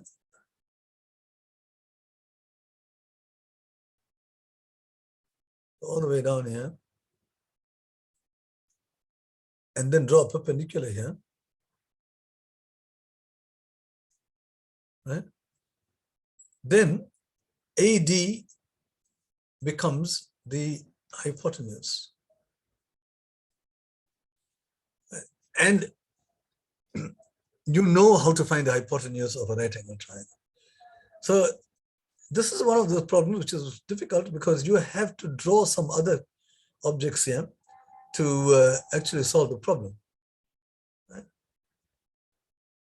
As it is, you can't do it. But the hint is that you can actually sort of embed this line here into a right angle triangle. And now there will be a lot of, the interesting thing here is because this is a right angle triangle, this whole thing becomes a rectangle here. All the angles are 90 degrees. So this BC is 8, so this part here will be 8. And this is a rectangle, so this is 6. So this part is 6. And very easily, you've got the remaining two sides of this right angle triangle, very quickly. See, that 6 translates to this opposite side here, that 8 translate to the opposite side. And now you have Pythagoras kicking in. AD squared will be 8 squared plus this entire length squared, 6 plus 9, which is 15. Now here you have to calculate this and you get 289. And hopefully some of you will know that 17 squared is 289. It's nice to know some of these squares. But 17 squared is 289. 13 squared is 169, and so on. It's nice to know these smaller squares. Okay, so that gives you the answer very quickly, right? Almost in one line. But all you have to do is to see that AD is part of a bigger picture. So that's a nice example of how you can draw a construction. You can draw a construction to solve your problem. By construction means that you're drawing new lines which are not in the picture, and that helps you to solve the problem. Very often this happens in geometry, right? You'll see quite a lot of it as you go along in future years. So you have a construction which solves in a right angle the problem. Okay, now to get to this, the next problem is problem number 22.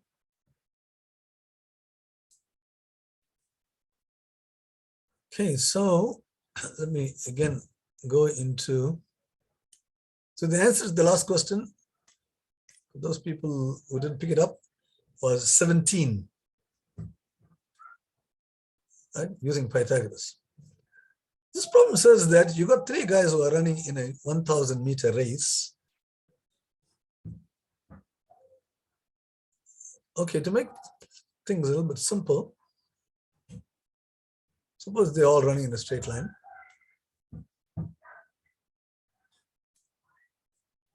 Right. They each run at a constant rate. So this whole thing is 1,000 meters. Each run at a constant rate. Right. After flood, strange names. After flood has run 250 meters. So this guy, when it's 1,000 meters altogether. So let's just record all these pieces of information on a diagram like this. And when V has done 250 meters, let's call him V, it's flood. There are 3 separate initials here, so we'll call them V, H, and S. He's 25 meters ahead of H. And this is 250. He's 25 meters ahead of H.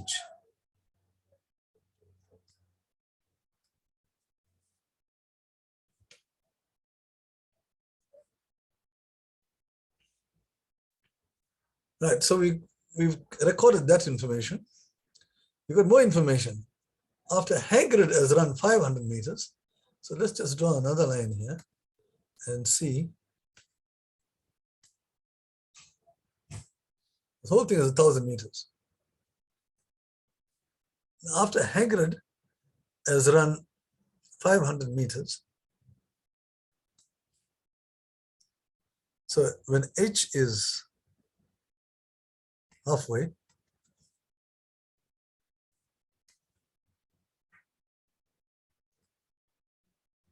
he is 20 meters ahead of Sanjeev.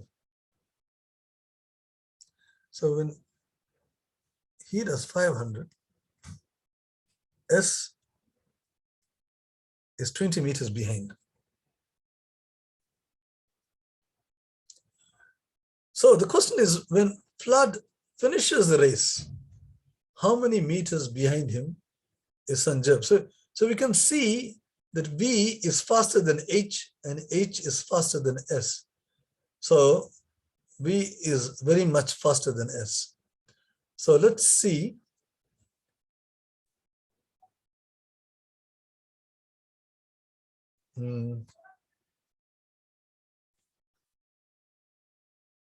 Let's just draw this thing one more time here.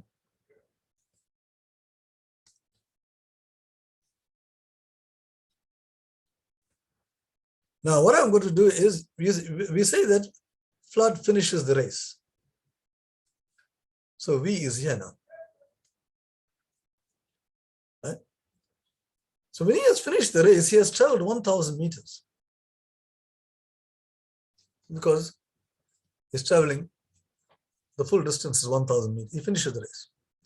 So the question is, when he has traveled 1,000 meters, right, he is ahead of H. How far H is behind? You know, when he travels 250, he is 25 meters ahead of H. So 1,000 is 4 times 250, right? So he would have been 4 times 25 ahead of this guy.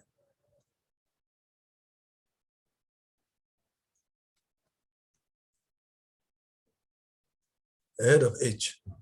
Because at 250, he was 25 meters ahead. So they're traveling all at the same speed, right? They each run at a constant rate, as you can see. So it's a proportional problem. Right? Nobody runs faster or slower, they all run at the same rate. So when he finishes 1,000, this guy has done 100. So this is where Hagrid is when V is at the finishing post. Now let's see now. If he's traveled 100, that means he is 900 meters from the start. Right. Now it says that when H finishes 900, you want to know where is SS. We do know that when he finishes 500, is 20 ahead of S. When he does 500, is 20 ahead of S. So if he does 900, it will be 900 over 500 times 20. Right? It's a proportional problem. Right? For 500 is 20 ahead, so 900 will be more. If you like, I could put it this way. 500 is 20 ahead. So 100, you would have been 4 ahead. See? And therefore 900, you'll be 36 ahead. But you can get the same answer.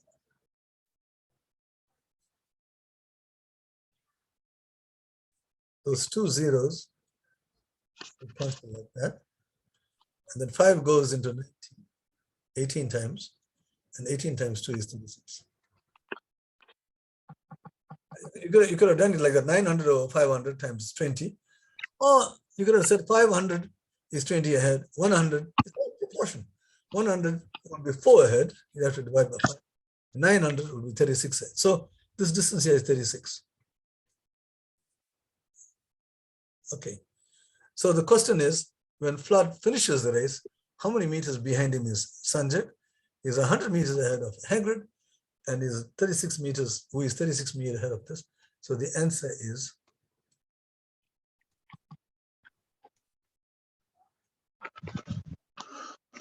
so this is a problem on proportion. We didn't use any X's or anything like that. But most people will use X's and V's and all that, and make it very complicated. These distance time problems, if you think of it as using proportion, you can solve a lot of nice problems, rather tough problems. But you must understand proportion. So the proportion here is 250 is ahead 25. 1,000, what is it? So it's 1,000 over 250 times 25. You just have to understand, if you know the rate, then you can calculate the rest of it. Okay, now let's just get on to the next problem. Oops, we've finished 6 o'clock. Okay, I think I told you last week that I'm going to finish off all these problems. So we have 83 people who are remaining behind. About 40 of them have already left. But that's all right. Whoever wants to stay behind, you can stay behind. I'm going to finish this thing. I've got a few more problems left. I'm not sure how many. I think I did number 22. So I got 3 more problems. And it's 4 minutes past 6. Hopefully, I should finish by about 20 past 6. Okay, so the next problem says the diagrams show a cat, a dog, and a table. Determine the height of the table. Interestingly, the dog and the cat are interchanged in this picture here. The cat goes on top and the dog comes down. And you would think it's exactly the same situation because, but here you see it's 140. In other words, the distance from the top of the dog's head to the top of the cat's head is 180. And here it's the other way around, from the cat's head to the dog's head is 140. I want to know what the height of the table is. All right, so you got 3 unknowns here. Right? You got 3 unknowns. The 3 unknowns are the height of the cat, which I'll call C, right? You can see the cat is a little bit shorter than the dog. And the height of the dog, just to keep track, we'll call it D. And then you got the height of the table. So there are 3 unknowns. So maybe I should have gone to the next page.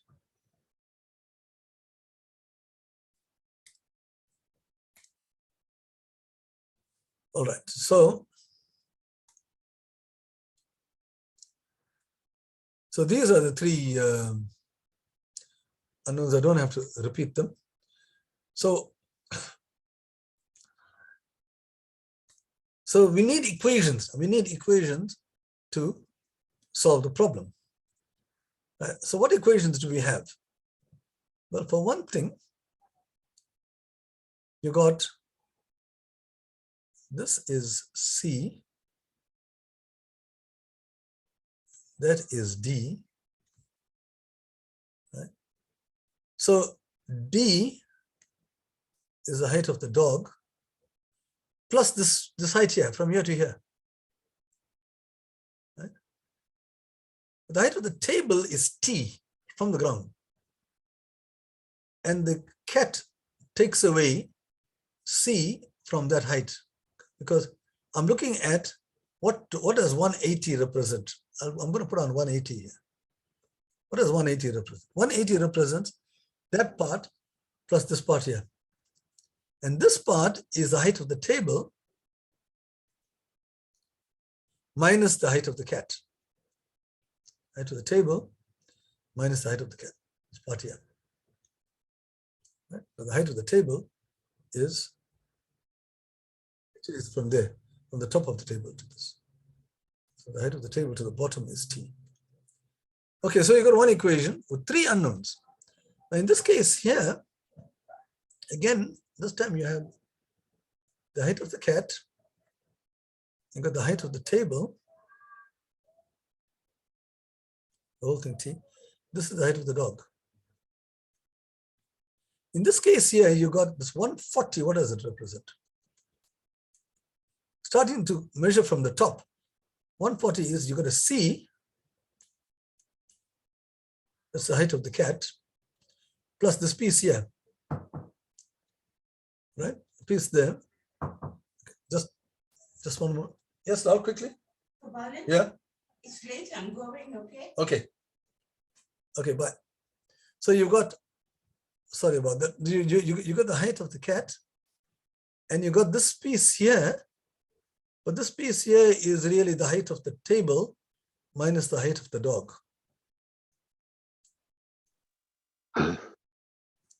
Right? Because if you the height of the dog plus this unknown piece gives you the height of the table. So it's the height of the table minus the height of the dog. Now you see you've got 2 equations and 3 unknowns. The question is now, what is T? You might say, hey, two equations, 3 unknowns. You can't solve. You need to have three unknowns, three equations. One equation, one unknown, two equations, two unknowns.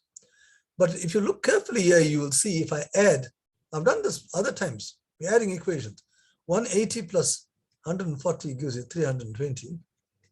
It's a nice trick. Very often you just add all the equations. Now the C minus C goes away, and the D minus D goes away, and you're left with only 2t, blissfully. So you got one equation with one unknown, because the C's and the D's, the C's commit fratricide. That's what I call one brother kills the other brother. And the same thing with the D's. So you got 2t is equal to this, and t is 160, and that's the height of the table. Remember, that was the question. What is the height of the table? So the answer is in centimeters. Let's make sure you get the units right. Sometimes you might have to convert the units if it's given in meters and so on, so you must be a little bit careful. Okay, so this problem, although it looks rather difficult, but if you give names to the three unknowns, recognize that and say, well, even if there are three unknowns, don't be afraid. Use those three unknowns and try to get equations. The whole idea is to try to get equations. Once you get equations, then most of the battle is won.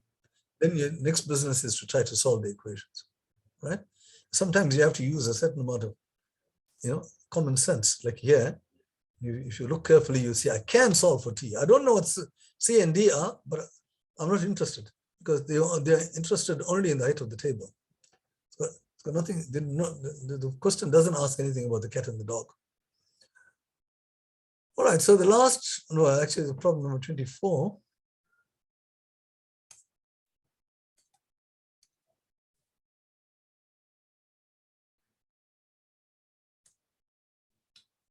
Okay, problem number 24. Three squares with given areas fit inside a triangle ABC.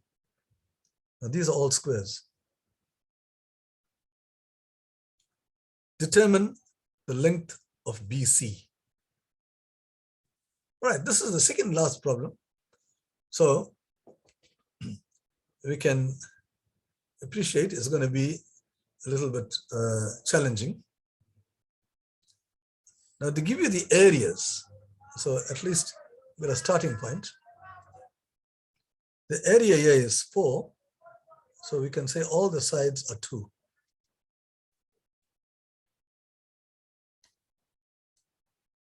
Let me just change the color of this. So all the sides are 2 here.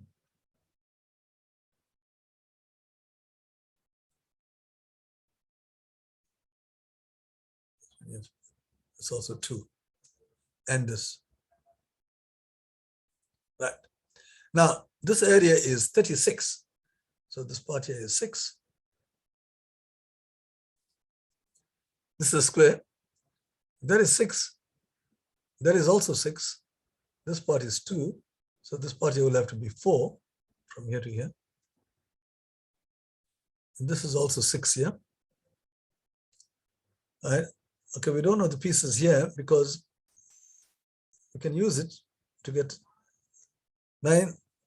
From here to here is 6. From here to here is 3.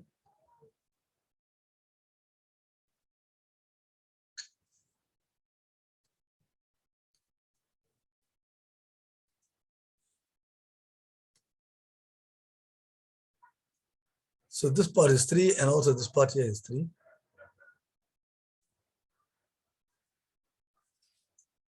All right, so using the fact that knowing the area of a square, and then we've recorded all the information regarding the sides of the square. And one interesting thing which we didn't see is that this whole thing is 6, and this is 3, so this part here will be 3 now.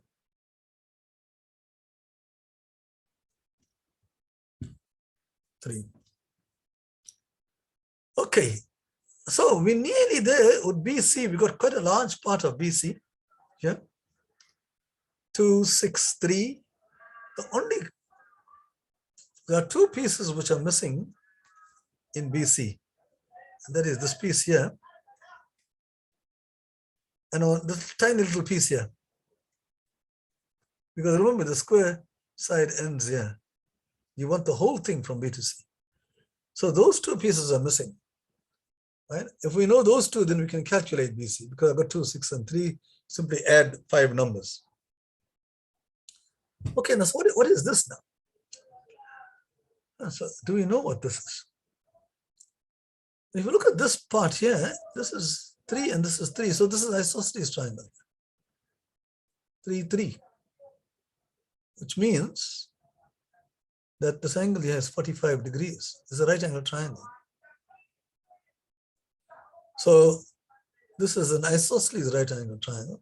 So that is 45, and this will also be 45. Because these lines are parallel.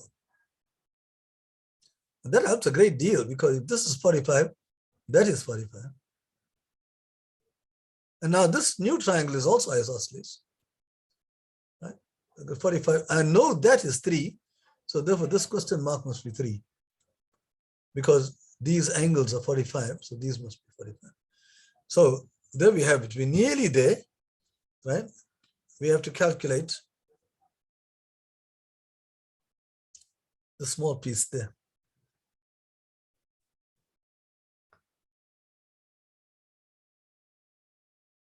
Now, to calculate that small piece, we need to make a certain observation. Now remember, the way we found this was we went to that triangle there, right? And from there we came down, because that's isosceles, therefore this is isosceles. So even here, if you want to calculate this little piece, we need to go to that triangle there, just as we did here. So I'm just going to isolate those triangles. I'll tell you what I mean by that just now.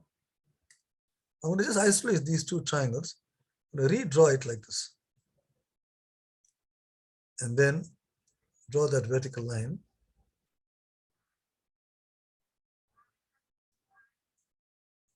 Draw that. So we said that this is 4 and this is 2, but we'll come back to that. And here at this place, I'm saying I'm isolating it. I'm just taking only those 2 triangles. All right, now let's just see what's going on here. In this picture here, you have, this is 4 and this is 2.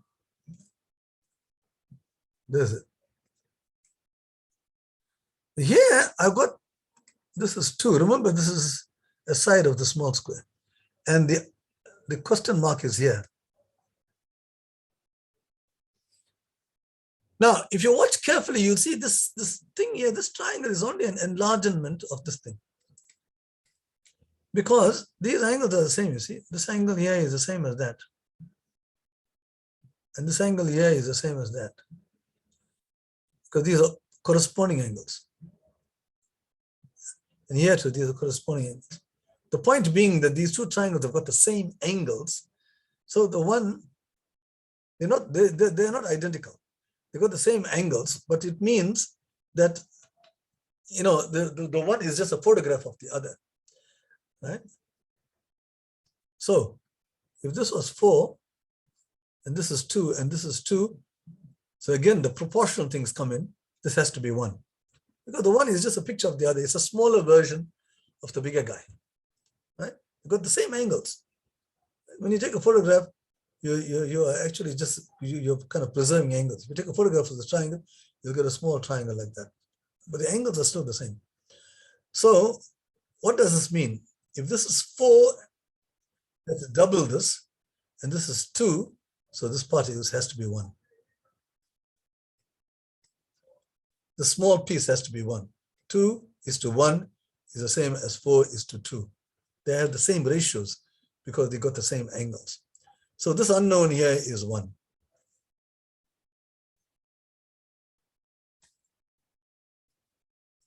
I can put that to be equal to 1, and then thereafter the rest is just it's easy now. The BC is equal to, you add those 5 numbers, 3, 9, 12, 15. Now here no units were given, so you just put down BC equals 15. So the problem reduced to just finding 2 quantities, and we did that piecemeal slowly. We got to that. Okay, so that's the penultimate problem. In other words, the one just before the last one. The last one is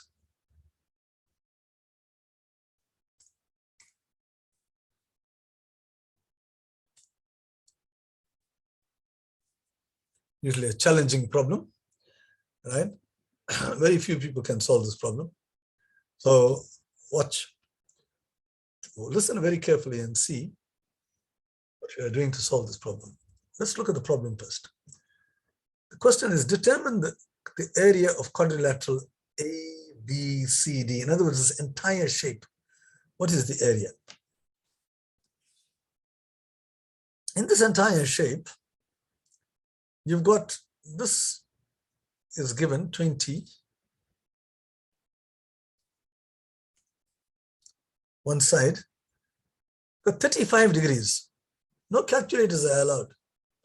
So it's 35 degrees, 10 degrees, 45, 45 at least, you know a couple of things about 45, but 10, 35. All right, so you got these angles, and you got one side only, and you're required to calculate the area of this rather complicated picture here. So how do you do that? Okay, let's calculate these angles. For one thing, this is 35. I mean 35. So this angle here will be 55.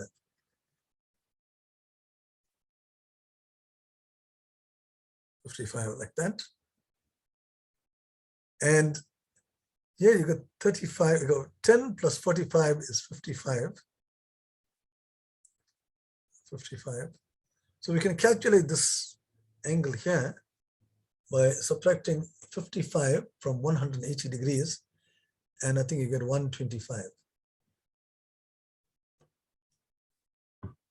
125 degrees. So where does that get us?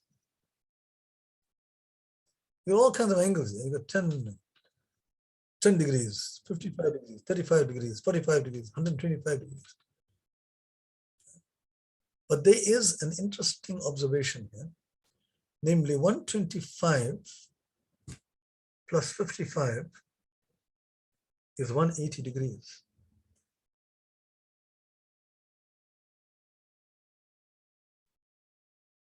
See? 125 plus 55 is 180 degrees. Now, in other words, if I extend this line, I'll get 125 degrees outside. Or if I extend this line, I'll get 55 degrees inside. See?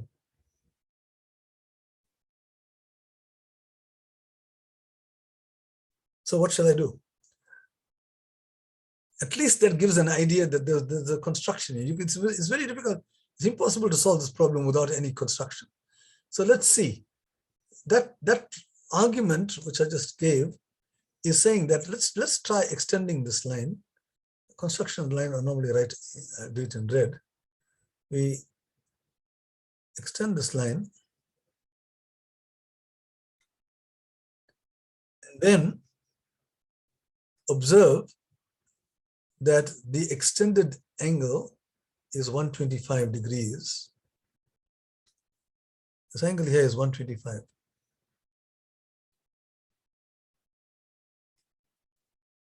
degrees. So now this is where the advanced ideas come from. You see, this triangle here has got this side, and you got an angle 125 degrees. You can actually recreate this triangle here by taking that length there and sticking it in here.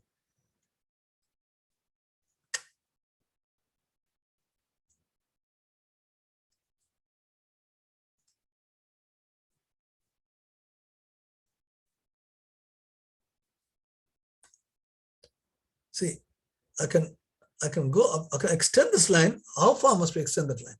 You extend it as much as BC. Now, what's the reason for that?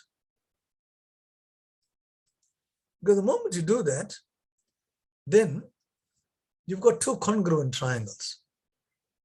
Because all I'm doing is I'm reproducing this triangle here.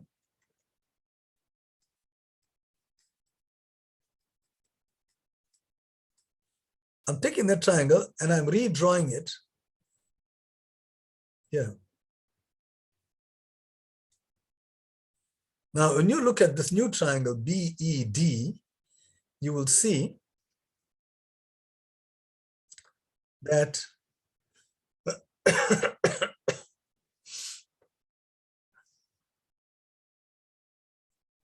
this side here is common.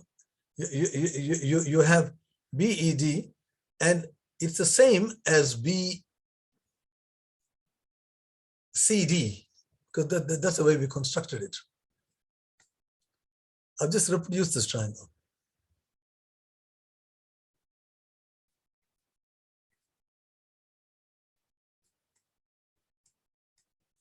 Right.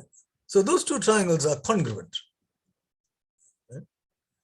So what does that mean? If they are congruent, then what is this angle here, the small angle here?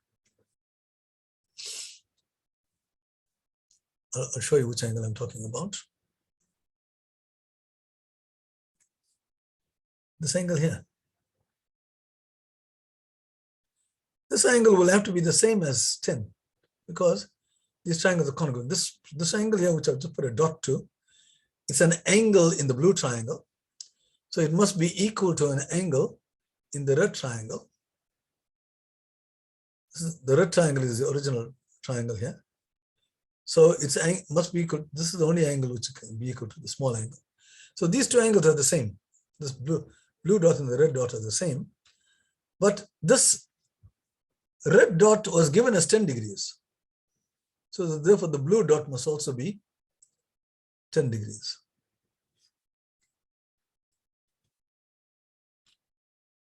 Right. Now, where does all this get us?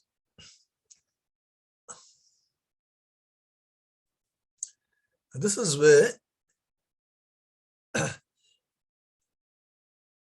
the question arises. We are calculating the area of quadrilateral ABCD. So the area of quadrilateral ABCD is the sum of the areas of two triangles. I've got a green triangle plus the red triangle. It's green. And this is red. So what we are looking for is the green area plus the red area. That's the question. What is the area of this original quadrilateral? This diagonal splits that thing into two parts. One is what I call the green triangle, and the other one is the red triangle. But we just saw that the red triangle is exactly the same as the blue triangle, because they are congruent. You see, I've just reproduced this blue triangle here. But when you look at the green triangle and the blue triangle, that's a nicer shape. You got a single triangle. See, the green triangle plus the red, the blue triangle is a single triangle. That's BAE.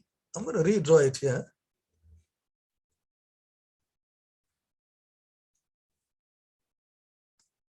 BAE. Right, let's see. So the area that we're looking for is the area of BAE.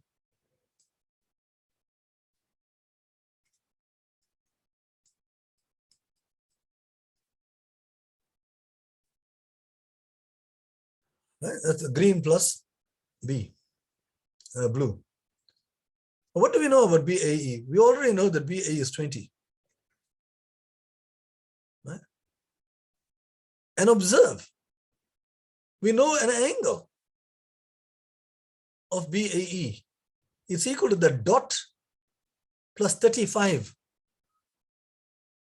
But the dot is the same as 10. So the angle, this angle here is 35 plus 10. That's a lovely angle, 45 degrees. So you got a right angle triangle. This angle is 45, and this is 45. So therefore, this is an isosceles triangle. So the base must be 20. In other words, this entire length here, from here to here, is 20. So what is the area of this triangle BAE? You've got the sides, half base, half of 20 times the height. And we've got it, 200 square centimeters. Again, we look at the units. And that's the answer to the problem. Really a remarkable problem where you've got all kinds of funny angles, but those angles eventually can be built up to get 45 degrees, which is, and gives you a right angle triangle, isosceles triangle, whose area you can find out immediately. So the difficult part was actually to construct this extension here, right, with the same angle as 125, but that required a little bit of thinking, and then say, let's reconstruct that triangle on this side and see where it gets us. Very often you have to do that kind of a thing. So this is a very difficult problem. Not many people, I imagine, would have got it out. So, ladies and gentlemen, it's 6:30. I've taken 30 minutes of your time. I said I may take 20 minutes, and this is where we stop. All right, so I want to get back, stop share, and let's have a look at, we've got a few survivors, 35 people. The others have left. I think some people are fasting, so they have to leave.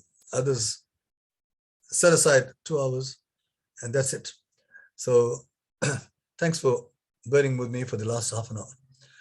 Okay, maybe some of you have got some questions. I see a lot of questions in the chat column. I hope people didn't use the chat column for their own fun, own egoistic moves. There are some people who want to speak about e to the power of pi I and e to the minus x squared with integral sign. You get some senior people who come in here to try to show off to the junior people.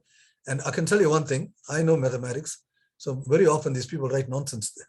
So don't think that they are, high flyers. They're just coming and shooting their mouths out. Okay, so, Abigail, you tell me thank you, and yeah, okay. And let me just see who are the other people. Okay, so a lot of people have to leave. So this is the last time I'm going to see you guys. Maybe we will see again. Somebody said, why not 140? I'm not sure what the question was. I hope that question was answered. Arav, or was it Arav was asking why not 140? He's asking a question mark. So I think he was asking, it's about the cat and dog problem. He says, should have been 180. Right, why is it 140? I hope that the problem solved itself. It would have been 180 if the dog and the cat had the same height, but they got different heights. And that is why you got 180 and you got 140. Okay, somebody said 18 minutes. Or the end answer is 4 students failing is right.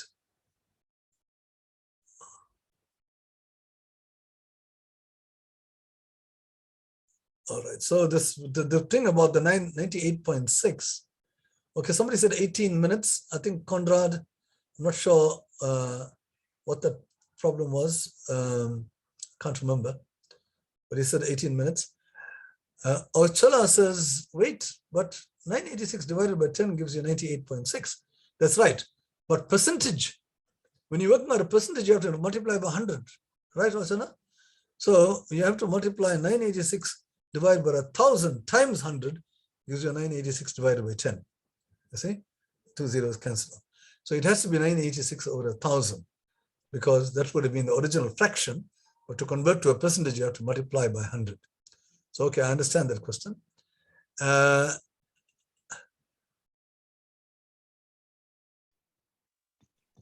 I'm not sure. Abigail says she or he thinks that I wrote down the wrong one initially. I'm not sure about that.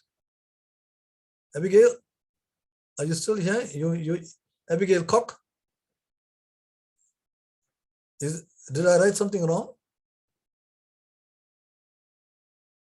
Abigail, you can put your mic on at the bottom left and you can talk to me. Let me, yeah, okay.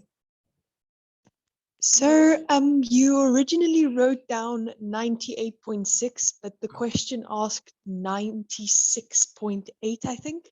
Oh, I But then I see. think you changed it halfway through. Oh, okay, sorry. All right, okay, thanks for pointing that out.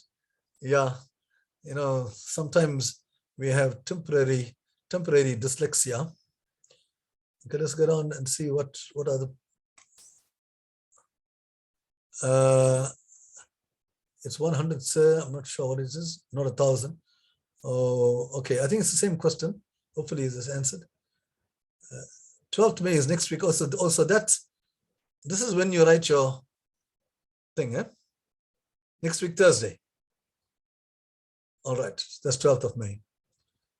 Okay, and then so some people are asking all these questions. So, okay, now it's actually next week, Thursday. You'll write your next one. Okay, how much of time do you have to write the paper? I think it's 2 hours. Somebody said, I think it's 2 hours. And I think like that person, I think it's also 2 hours. There's not much time, but so you have to go. Look, the important thing is that if you know how to do it, make sure you get the right answer. Look at the question and see whether you're answering the question. Some people know how to do it. They want to race through it and they work out some unknown, they get on without checking to see whether they're answering the question. So be very careful, right? Make sure you get the right answer before you get on to the next one. That's it. Sir, I have a question. Yes, Chooks.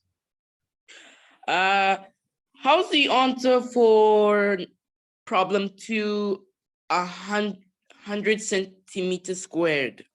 Yes. It's the last one. Yes, Chooks, that was the last problem that we did. It was problem 2. Just please tell me, how is it like 100? How's the answer 100? You get 100? Well, the triangle had two sides, which were 20 and 20. So it's half base times height. So it's half of 20 times 20. 20 times 20 is 400, and half of that is 200.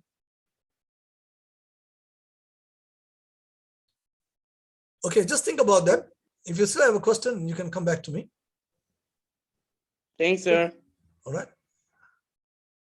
Okay, then there were some other people who were making some. I must thank people who are being very disciplined here. They making pertinent remarks. So what was the formulas? Then Suash, thanks for telling them. It's n into n minus 1 divided by 2. Now that's the formula for the number of ways you can choose 2 objects from n objects. Just don't say formula if you don't know what the n means. N represents a number, and it's the number of ways where you can choose 2 objects from n objects. You have n objects originally. You want to pick 2 of them. How many ways can you do that? And the answer is n into n minus 1 over 2. Okay. All right. So there were some other questions that were raised. And somebody had a problem with load shedding. Sorry. The answer was 816. So thanks for putting that down. Okay. Then somebody says, look, please. Oh, my friend Patrick says, look, don't chat and comment. It disturbs the smooth running of the class. Thanks, Patrick, if you're still there. He's helping along. Okay. All right. So I think that's it. Now, is there anybody here who's got some question who wants me to go over some question? I see there are 20 people who are. I have one more, sir. Yes. It's Chooks, problem 12. Problem 12. Right, let's just go and have a look at problem 12 and see. What's that problem all about, Chooks? About Lucy adds the length to find the perimeter. So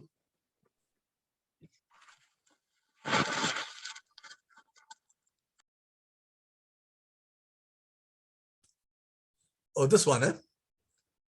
Yeah. So what was your question Yes. here, Chooks? I'm explaining. Okay, I'll explain. I'm saying that just tell me the formula again. How to No, just how- Okay, there's no formula, firstly. Perimeter means you're adding all around, right? Just understand that. Okay. Then it said that he adds 3 of the sides. So you take 3 sides.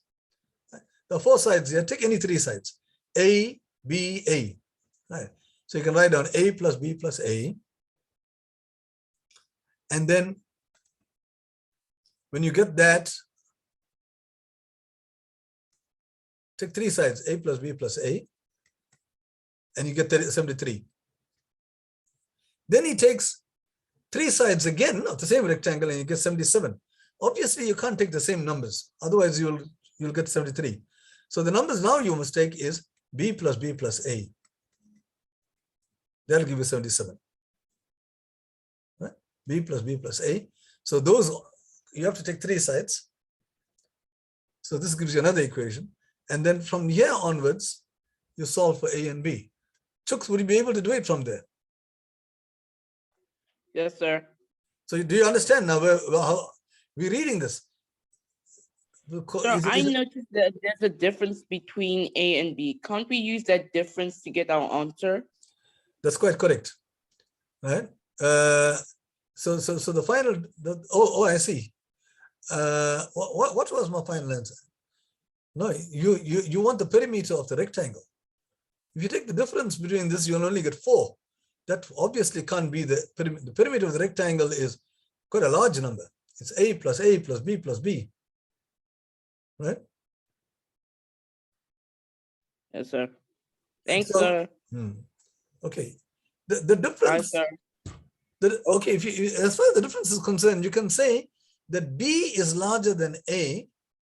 When you take the difference, you actually, well, it's not quite clear by exactly what you mean by taking 77 minus 73. You can look at it here. Subtract 77 minus 73. What happens? What does that mean? You got B minus A. Okay, the B is cancelled. I'm subtracting this way. Right? B is cancelled. There is one of the A's cancels, and then you have B minus A. So in other words, you could have done it like that, but your interpretation would be that this number here, B minus, the difference is 4, so it means that this number here is 4 bigger than that. Okay, it's 4 bigger than that. So then you have to figure out, okay, what should this number be, right? So the way to do that is you can replace the B. You still have to do it the same way. Wherever you see a B here, you have to put A plus 4, and then you can solve. See, all right? Okay. Are there any other questions? Bye, sir. Okay. Okay. Bye.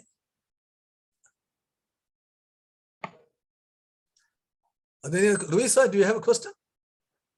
Could you please repeat problem 17? Problem 17. Okay, let me Yes. just go to problem 17.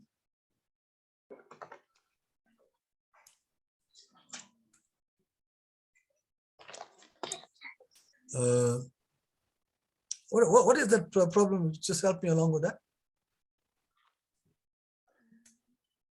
It was about the rectangular prism. Oh yeah, yeah. That's quite a tricky problem. This one here, is that the one, right? Yes. Yeah, I think this is one of the more difficult problems in this. One of the most difficult problems in this paper.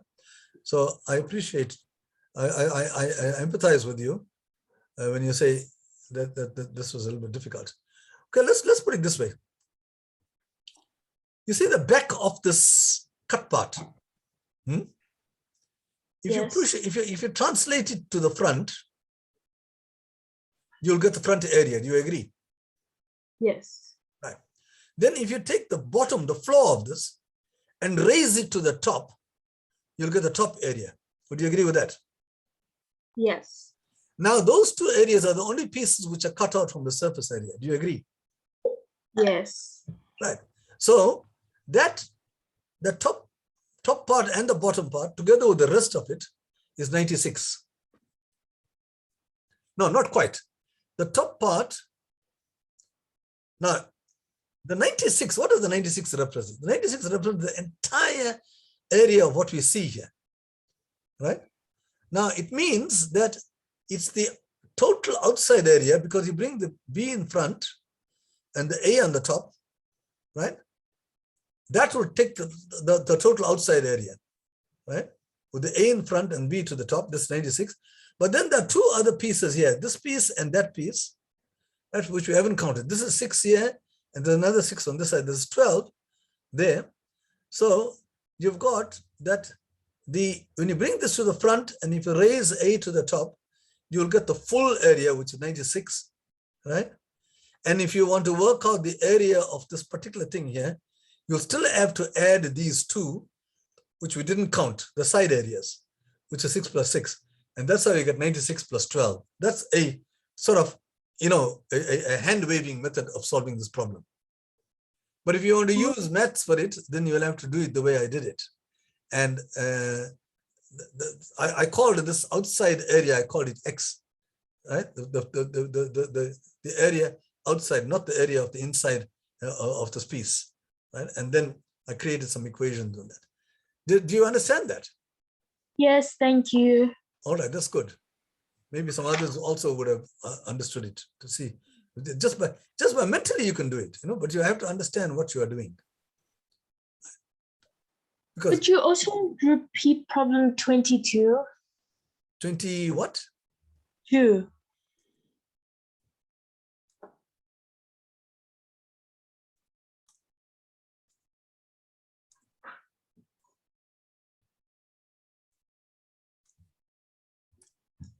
Oh, this one. Yes. Oh, all right. Okay, so it's the, okay, let's do it like this.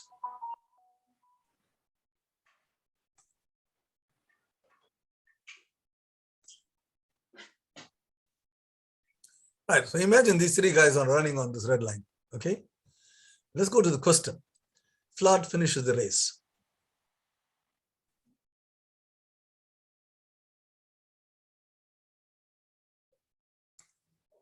So the guy is here, right? It means that he has run 1,000 meters because he finishes the race. It's a 1,000-meter race. Now, they say, the first one says that after Flood has run 250, is 25 meters ahead of Hagrid. So let's see what happens. When he has done 250, what's the scenario? He is 25 meters.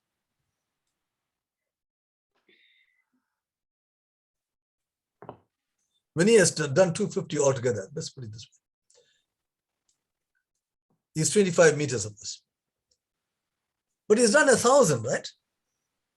He's done 4 of these 250s, which means that when he is here, he would have been 425s ahead of Hagrid. Do you agree with that? Yes. Right. Okay, now let's look at Hagrid's. Let this be the starting point. Hagrid is here, right? Now, when Hagrid does 500 meters, right? Actually, when he was, this part here is a little bit tricky. When he has done 500 meters,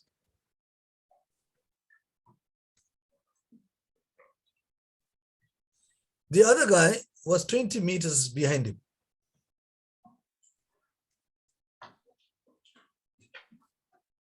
Right. So when Hagrid does 500 meters, the other fellow is 20 meters. Now the question is, at the finish, how far has Hagrid? What has Hagrid done? How many meters? Well, he's 100 meters behind flood at the finish. So you would have been 900 meters. You would have run 900 meters up to that point, right? So the question is now, if he has done 900 meters, when he does 500 meters, it's 20 ahead. When he does 900, so it's a ratio problem. 500 is to 20 equals what? 900 is to what? That's what it is. So you want to know what is this part here? There are different ways of looking at it, but when you do it like this, if you want to call this, then one of the ways of doing it is what must you multiply this by to get to this, to get to 900, right? So it must be, you have to multiply this by 9 over 5. So therefore you have to multiply this by 9 over 5 to fill in this question mark. So when you multiply this by 9 over 5, 5 goes into this 4 times. So the question mark will have to be 36. Whatever it is, the question mark is an unknown. So if you want, you can put it like this: 500 over 20, you're going to use maths, equals 900 over x. Right? We don't know what this is. Right? Then you can calculate x to be 36 because cross multiply, you have 500 x equals 900 times 20. This times this equals this times this. You can solve for x. It's 900 times 20 divided by 500.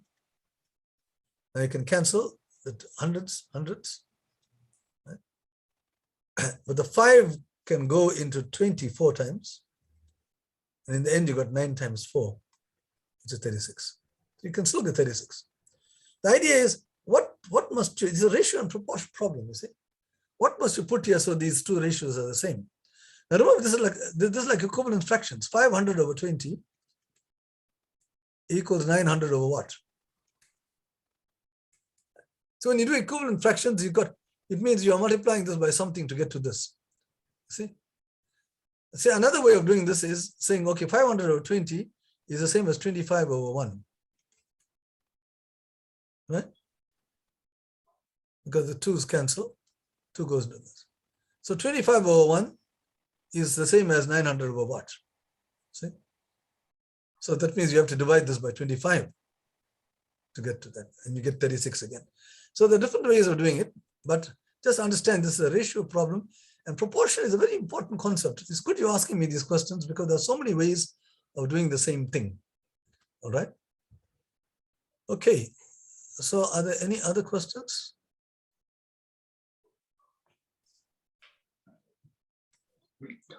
No. Okay.